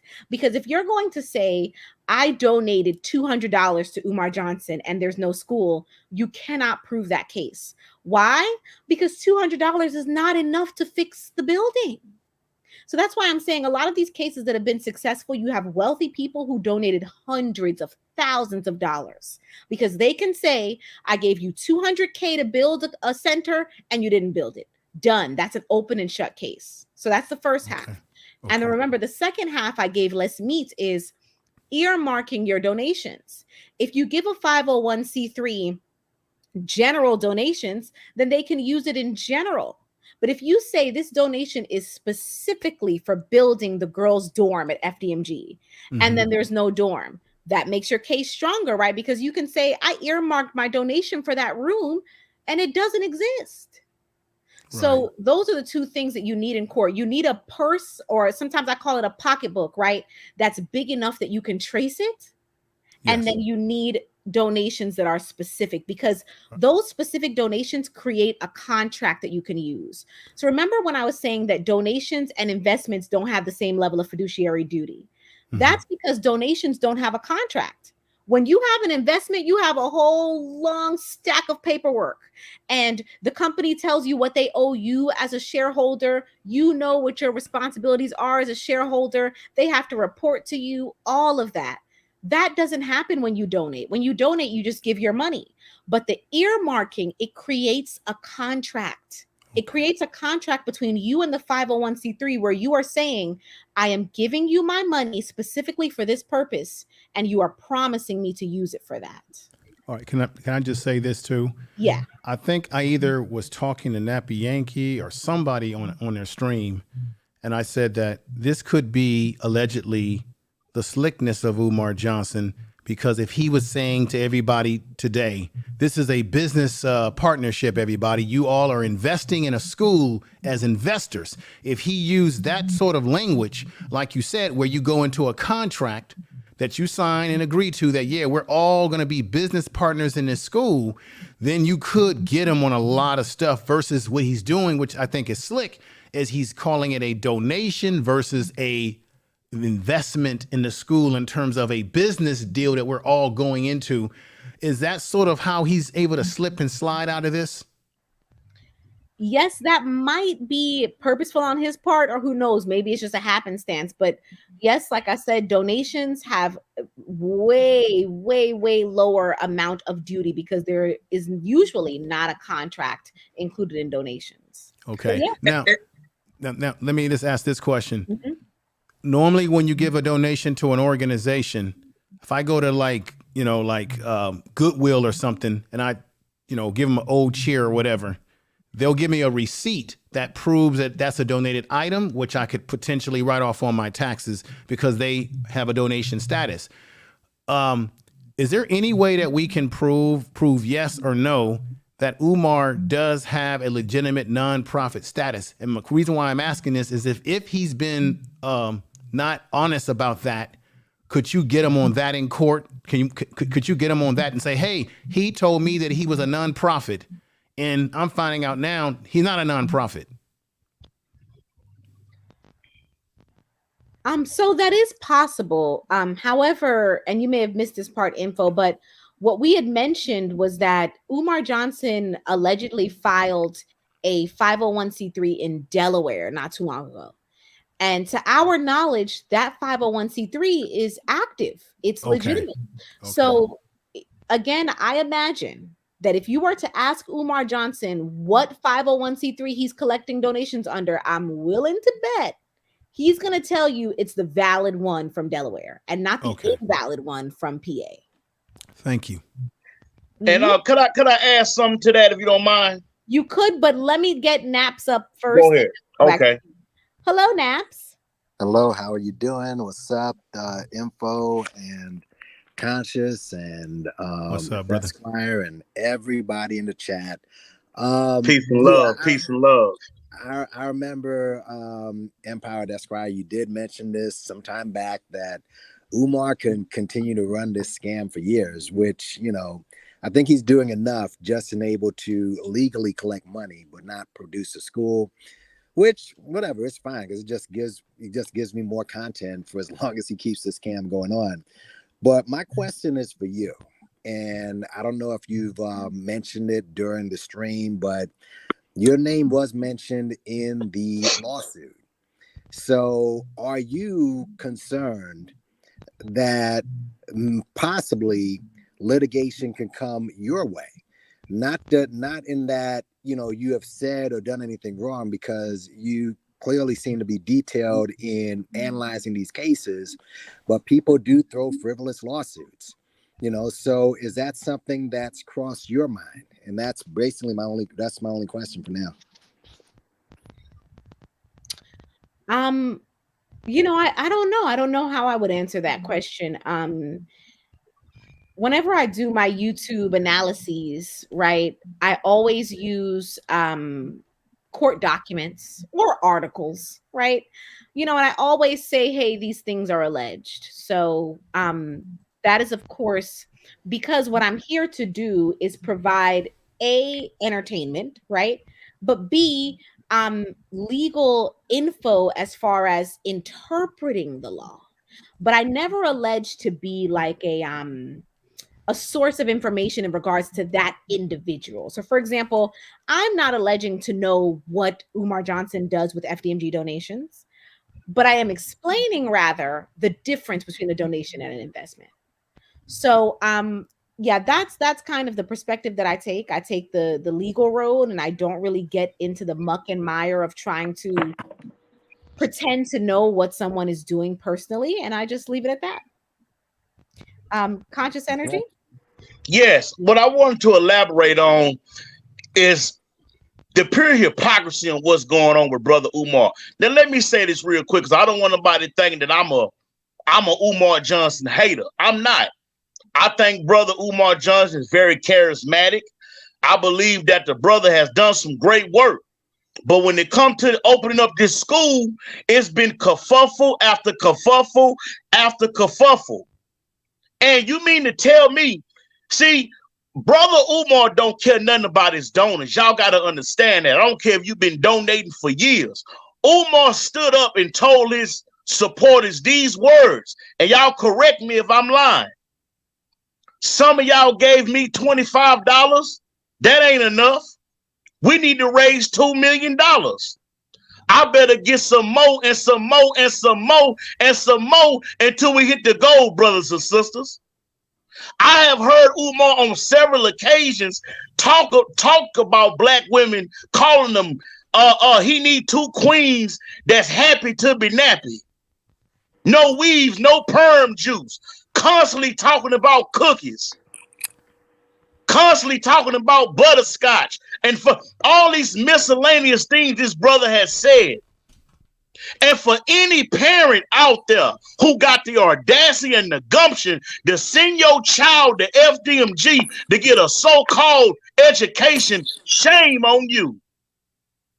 Can you imagine, brothers and sisters, having 50 or 60 young black men that act like Dr. Umar Johnson? I don't believe this man is no role model to our children. When he gets on YouTube and Instagram every day, spilling off his disrespectful rhetoric. You can't run a school on donations. You can't fund and pay teachers salaries on donations. How does Umar plan on running this school with it is just him? Where's his board of directors to help him manage the finances of FDMG? Conscious Energy, there's been a few people in the chat asking if you could try to bring your volume. I understand you're quite passionate. Hello to D1 Beats, by the way. But if you could try to bring your volume down. And also, if you have like a legal question, because at this point, we've gotten your commentary as far as... Yeah, I got a legal question that I'm going to get on up out of here. I got a legal question I'm going to get on up out of here. What's going to happen, man, if that school don't open next year? What's going to happen, man, if that school don't open in 2025? What's going to happen if the school not open in 2026? That's all I got to say. Well, Empower Esquire. Yes, We and know that Umar has been collecting money since 2009. And to answer that question very simply, nothing has happened to Umar. He continues to have people who follow him.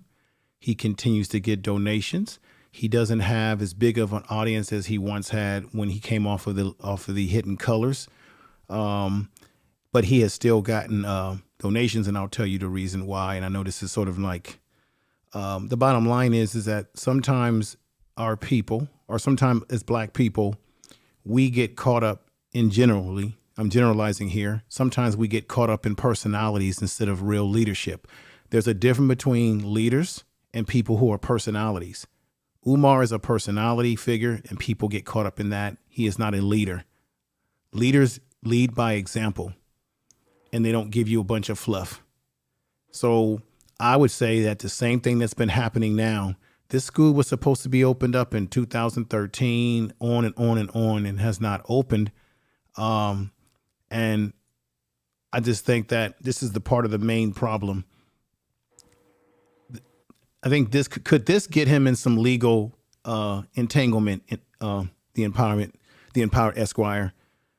He doesn't show his books. He doesn't give you detailed document list of his economics, how much he spent here. We have no running tally of what Umar Johnson has spent. What does he need for this to be fixed and that? We have no idea of what he's doing from a book level. Could that be problematic for him going forward legally when people want to file, if they do, any type of lawsuit against him? I'll stop right there and hear what you have to say. Right. So, again, that goes back to the reporting that the state requires, because we know that the federal government does require a certain level of reporting on 990s, but that doesn't require open books, if you will. Right. Now, states like Pennsylvania and New York, they have more stringent reporting requirements. In particular, Pennsylvania, which I reviewed this in a past video, Pennsylvania has very stringent reporting for 501c3s. You have to open your books in PA.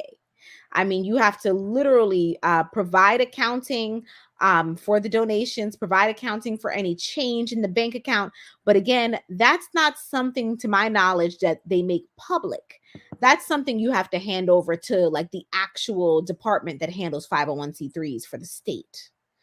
But most states do not have reporting requirements that are that stringent. And then the IRS, their reporting requirements are kind of numbers. You know, it's give me that number, give me this number, but it's not really an open book kind of policy. Okay. Can I ask, let me just say this, Empowered Esquire, you had mentioned, or someone had mentioned that Umar could be sued, or maybe some legal action could be taken against him if you give him the money for one thing and you get another.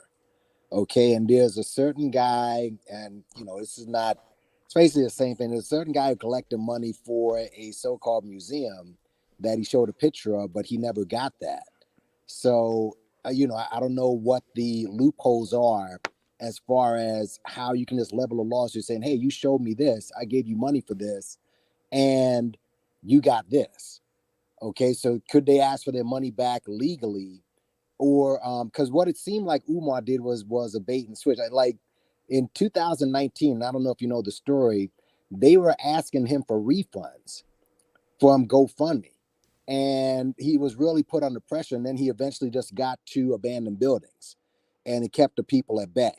So the legal ramifications, you're saying that, and correct me if I'm wrong, they could level some legalities against him and say you didn't get what you were pushing. Remember his first video with the school in Virginia. So that's what he sold, but look at what we got. So is there still an opening to try to get him that way? So that could be done, but again, it's a stronger case if your donations are earmarked, which I'm not going to go into that again, but I already walked through about 3 times at this point what it means to earmark donations, and that makes your case stronger. So the way that legal cases work, is you should think of like an empty container, right? And then there's a bunch of I don't know, what would you put in an empty container? There's a bunch of clothes, right? So you have an empty container and there's a bunch of clothes all around the room. The more items of clothing you can put inside your container, inside your tub, your storage box, whatever, the more likely you'll have a case that'll stand. This is why, like I said, the more money you give, it's a stronger case. That's more items of clothing. Earmarking your donations, you have a stronger case because more items of clothing to put into your tub, right, to substantiate your claim. So when you're talking about him saying he was going to get one school, but he ended up getting another, all he has to say is that he wasn't able to get that property. Done. You know, the donations were to achieve a school, right? It does not have to be that building. That's not raising to the level. That doesn't rise to the level of earmarking. All right. So again, someone mentioned class action. Class action would be a lot of articles of clothing inside the container, right? Because you'd have all these plaintiffs who could come together and they could say, as a unit, we have donated almost $700,000. With our donation as a unit, we should have been able to see A, B, and C happen. Those things did not happen, right? That is a stronger case.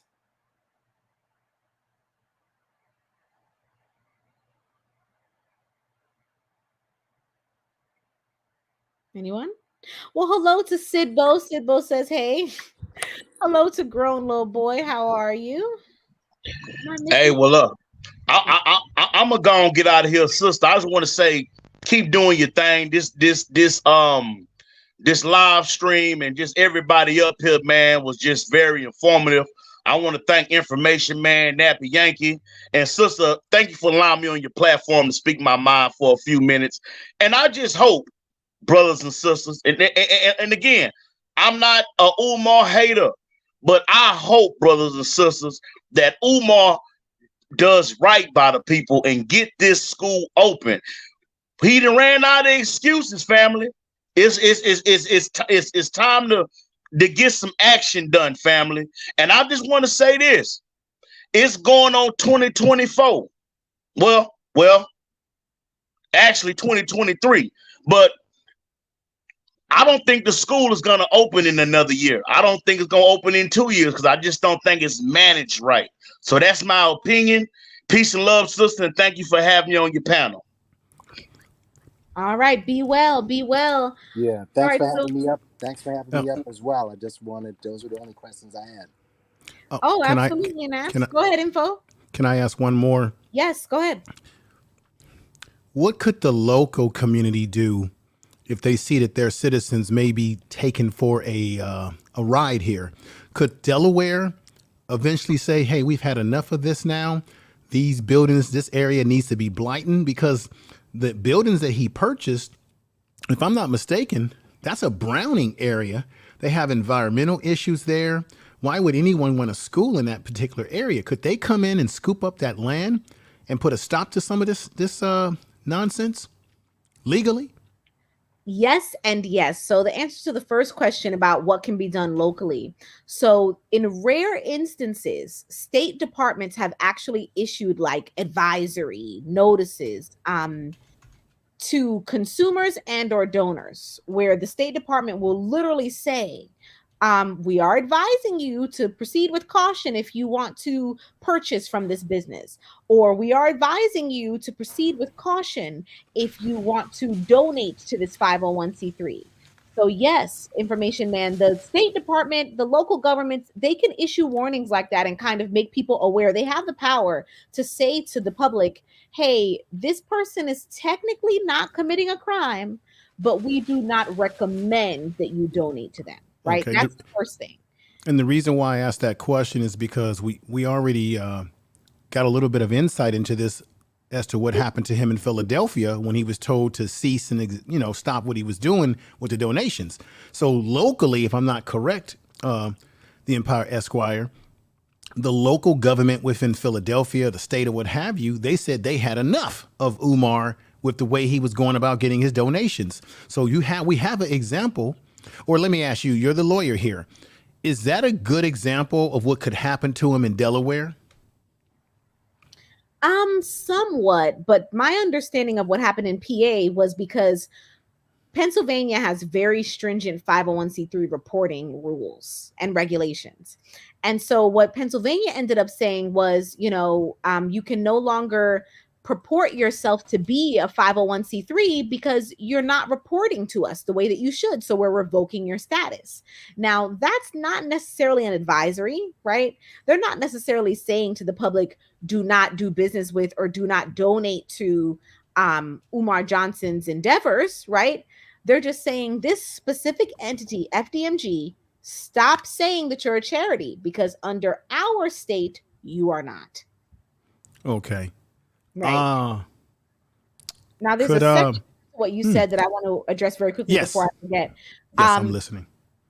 Eminent domain is definitely an option for any area that is being called an environmental hazard. Like that's always on the table. So it is possible that the state of Delaware could decide to capture that entire area under eminent domain. Yes, this question of you. It's almost how politicians collect money when they're running for election and they lose the election. And then you wonder, well, where did all that money that they got from people who donated to their campaign? Why are they able to keep this money, right? Or what have you? We hear that a lot. With all the money that Umar has collected over the years, is there any way legally that Umar could walk away from this whole situation in terms of, let's say Delaware comes in, they swoop up the buildings as we had spoken of.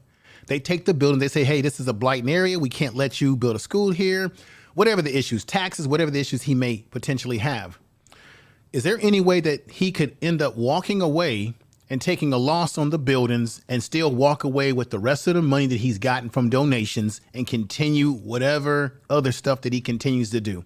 Because, he could turn around allegedly, I'm saying allegedly, he could turn around and say, I wanted to build this school, but the white man took it away from me. The haters took it away from us. I'm sorry, y'all, but it's because of black people that was against me. Because, Umar does that when things don't go his way. He blames it on black people, right? So from a legal point of view, could he walk away?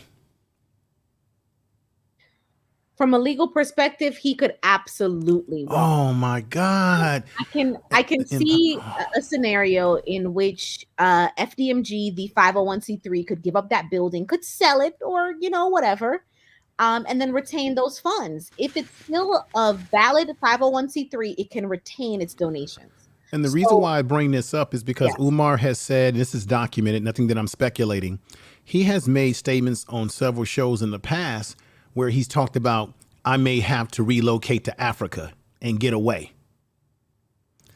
Because I'm saying this because I'm looking at that as the worst case scenario, that if he doesn't get that school up and running, because I don't think he can do it on donations alone, I could see him flipping this and making it about white society took the school from him, then continue to walk away with whatever money that black people gave him. Because why?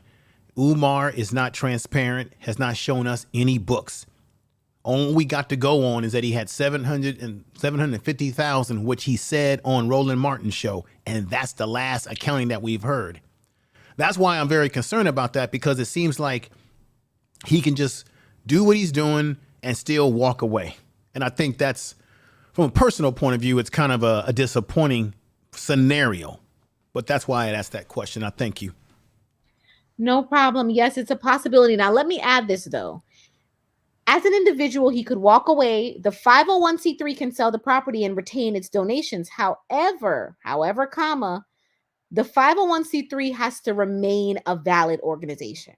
So they would have to continue to do whatever the state of Delaware requires for them to stay up to date. I think the state of Delaware just requires them filing like a simple form every so often.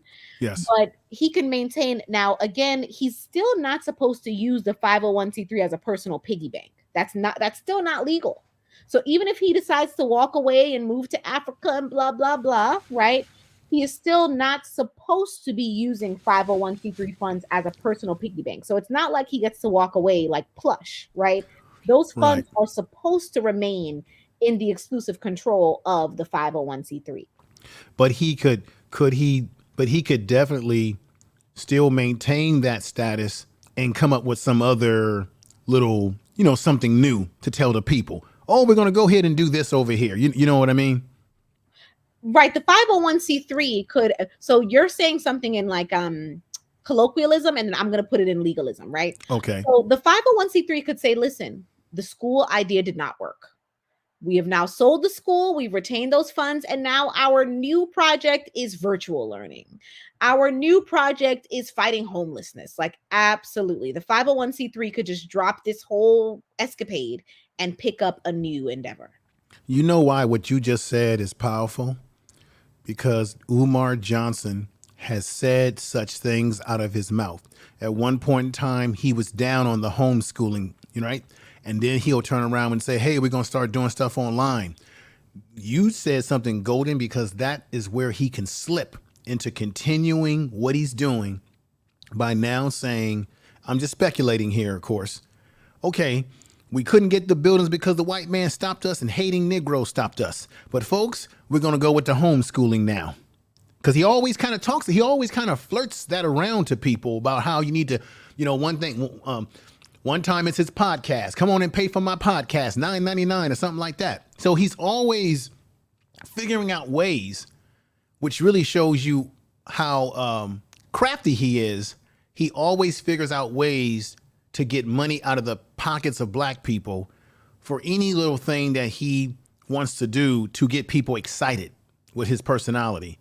Man, let me ask you this last question before I drop off. Do you see any scenario, counselor, where Umar could get caught with his hands in a cookie jar and we could be hearing about Umar in the news for possibly being brought under some kind of charge for something inappropriate in the way he's been handling this whole situation over these years? So the only scenario in which Umar Johnson would be implicated as doing something illegal is if it could be proven that he used donations for personal gain. But I always have to add this caveat, like I did earlier. 501c3s can pay for services. So, for example, if Umar Johnson works for FDMG for 8 hours, he can pay himself. Y'all, a 501c3 can pay you for your work. So it would have to be proven that he went beyond any sort of reasonable payment for work or services rendered.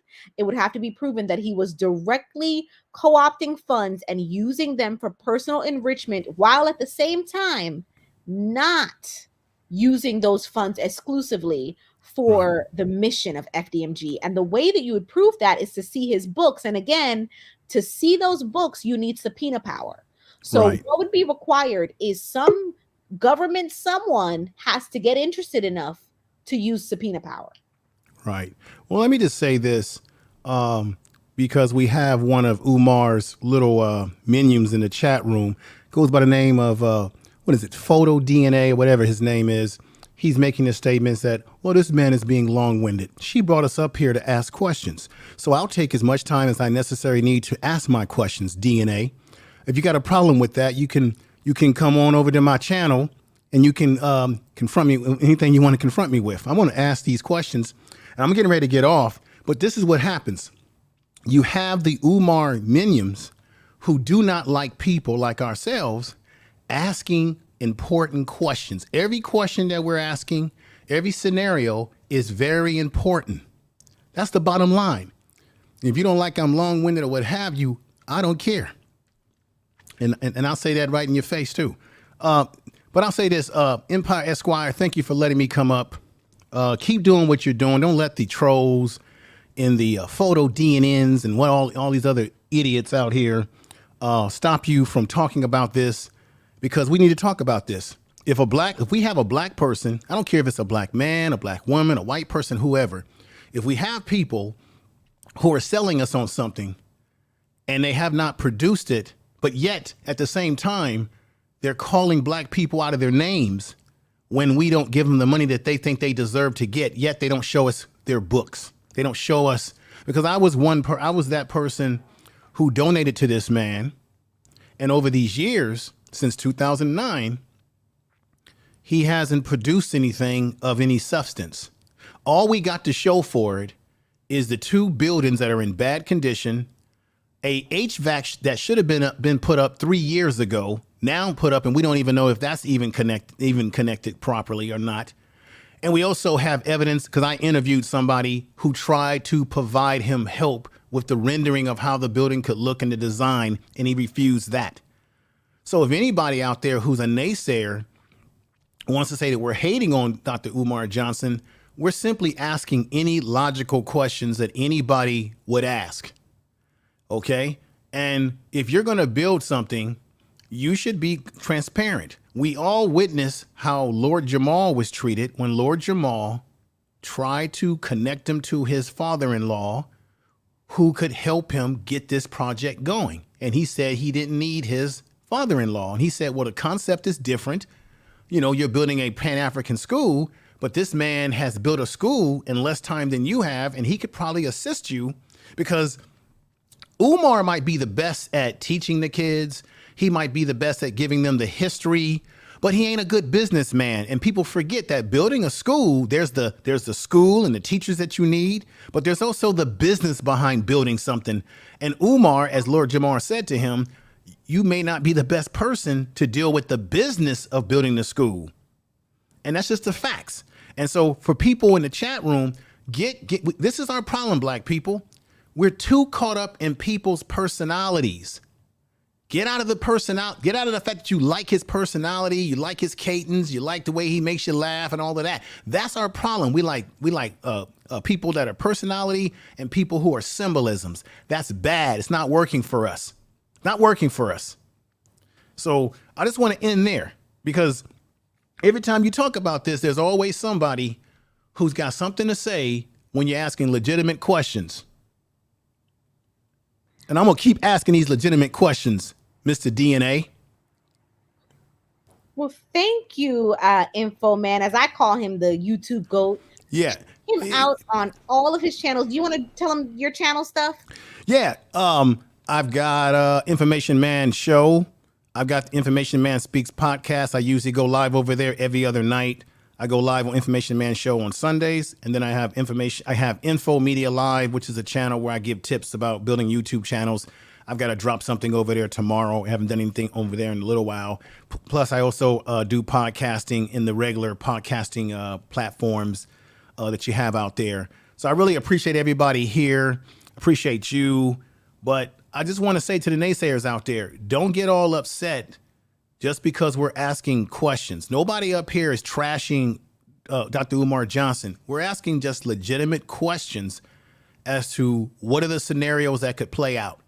Think about it. Think about it. The Empire Esquire. This man, we're in 2022. He's been collecting since 2009. The St. Paul School, which he said he wanted to purchase, I found out that he never even put in a bid to buy that school. He basically went there, took a photo or video promotional, and that was it. The people who were still there said that. So we're asking legitimate questions. It's the year 2022. This man has been collecting money and doing this when I used to have complete black hair. Now I have gray beard and grays in my hair. Now I'm 52 years old. And I was a little bit younger. So this is getting way over dark here, you see? This is a legitimate question. So take care. DNA, come on over and see me sometime at my channel. We can talk about it. Come on over and see me sometime, sir. And guess what? Unlike you, I'll actually show my face on camera. Take care, everybody. All righty. Welcoming to the stream, back to the basics. How are you, darling? Hello. I'm doing I've been up and down, but I mean I'm hanging in there. I just take one day at a time. Yeah. My question was, I know with the here, let me mute this in the background. I think I got a little bit of there we go. My question was, as far as now, with the opening of 2022, now, PayPal and everything is tracked now, Cash App. And my question is, at a certain point, could Dr. Umar Johnson be audited for that information? I mean, I know the laws, I think, changed earlier this year, but do you think that like he would ever be audited for taxes? So that's an interesting question. So not only can 501c3s be audited for tax purposes, should I call you B2B? Oh yeah, that's fine. Okay. So not only can 501c3s be audited for tax purposes B2B, but most states also reserve the right to audit 501c3s just to see if they're using their donations appropriately and to make sure that they're not just enriching one person, because 501c3s are supposed to enrich the public in accordance with their mission. So most states have, the fine print of, oh, we'll let you report, but we reserve the right to audit you. So an audit is always possible. Okay, and I mean, as far I know, I had put in the chat, I said it seems to me that the more this goes along, that this is what it allegedly appears to be, that it seems that he goes just far enough to not be not for something to be illegal. And like, what are the chances of him? Because you can have multiple, what is it, 501c3s, right? Yes, you can. You So can I have mean, 501c3s. so exactly. So we're looking. So this could possibly just go on for hopefully not a couple more, a few more decades. I mean, hope not. Well, I mean, as I've been saying, he can continue. He's well within his rights to continue to create as many 501c3s as he sees fit. Each 501c3 just has to have a unique name and a unique mission. So let's say he decides that FDMG is not it. Yes, he can create another 501c3.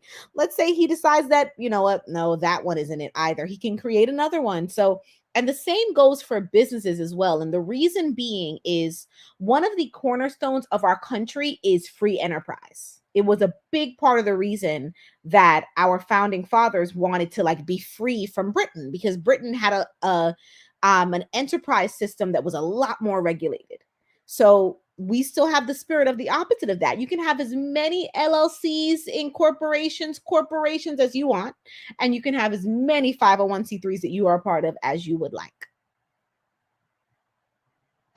All right. Well, thank you for answering my questions, because that was just something that popped in my head, as far as just trying to stay, informed of all, these laws that are changing, because, laws don't stay the same, they Exactly. change. Yes. Okay, then. But thank you for allowing me to speak on your to speak in your on your platform, and I'm gonna go ahead and drop back down here. No problem. It was wonderful speaking to you and glad to see you again. All right, you too. Thank you. Alrighty. Okay, everyone. Oh my goodness, I've been live for 2 hours. Get out. Now, y'all know I don't do no 2-hour live. That is not my style at all. Listen, shout out to KKC. I mean, come on. What more needs to be said about him? Awesome, amazing, marvelous, wonderful. Insert any word that means fantastic here, and you got KKC. All right. And shout out to Doug. Doug is the world's most requested moderator. So shout out to Doug. Listen, y'all, I'm tired. Going to bed.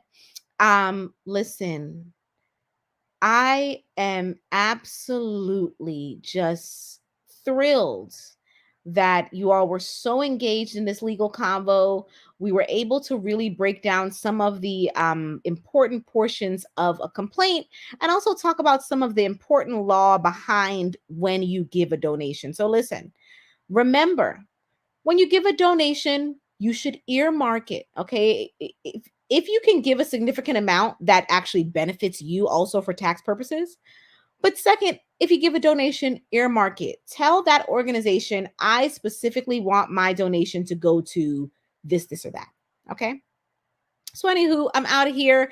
I love you and I mean it. You bring something unique to this world, to YouTube, to my channel, to my life, our channel. And I cherish you for it. I hope you've been empowered by this conversation. Okay. And our series, Be Empowered, is going to continue. I am working on getting our October guest in on the roster, and we're going to continue with that. All righty. So listen, I'm out of here. Much love to you all, and see you later.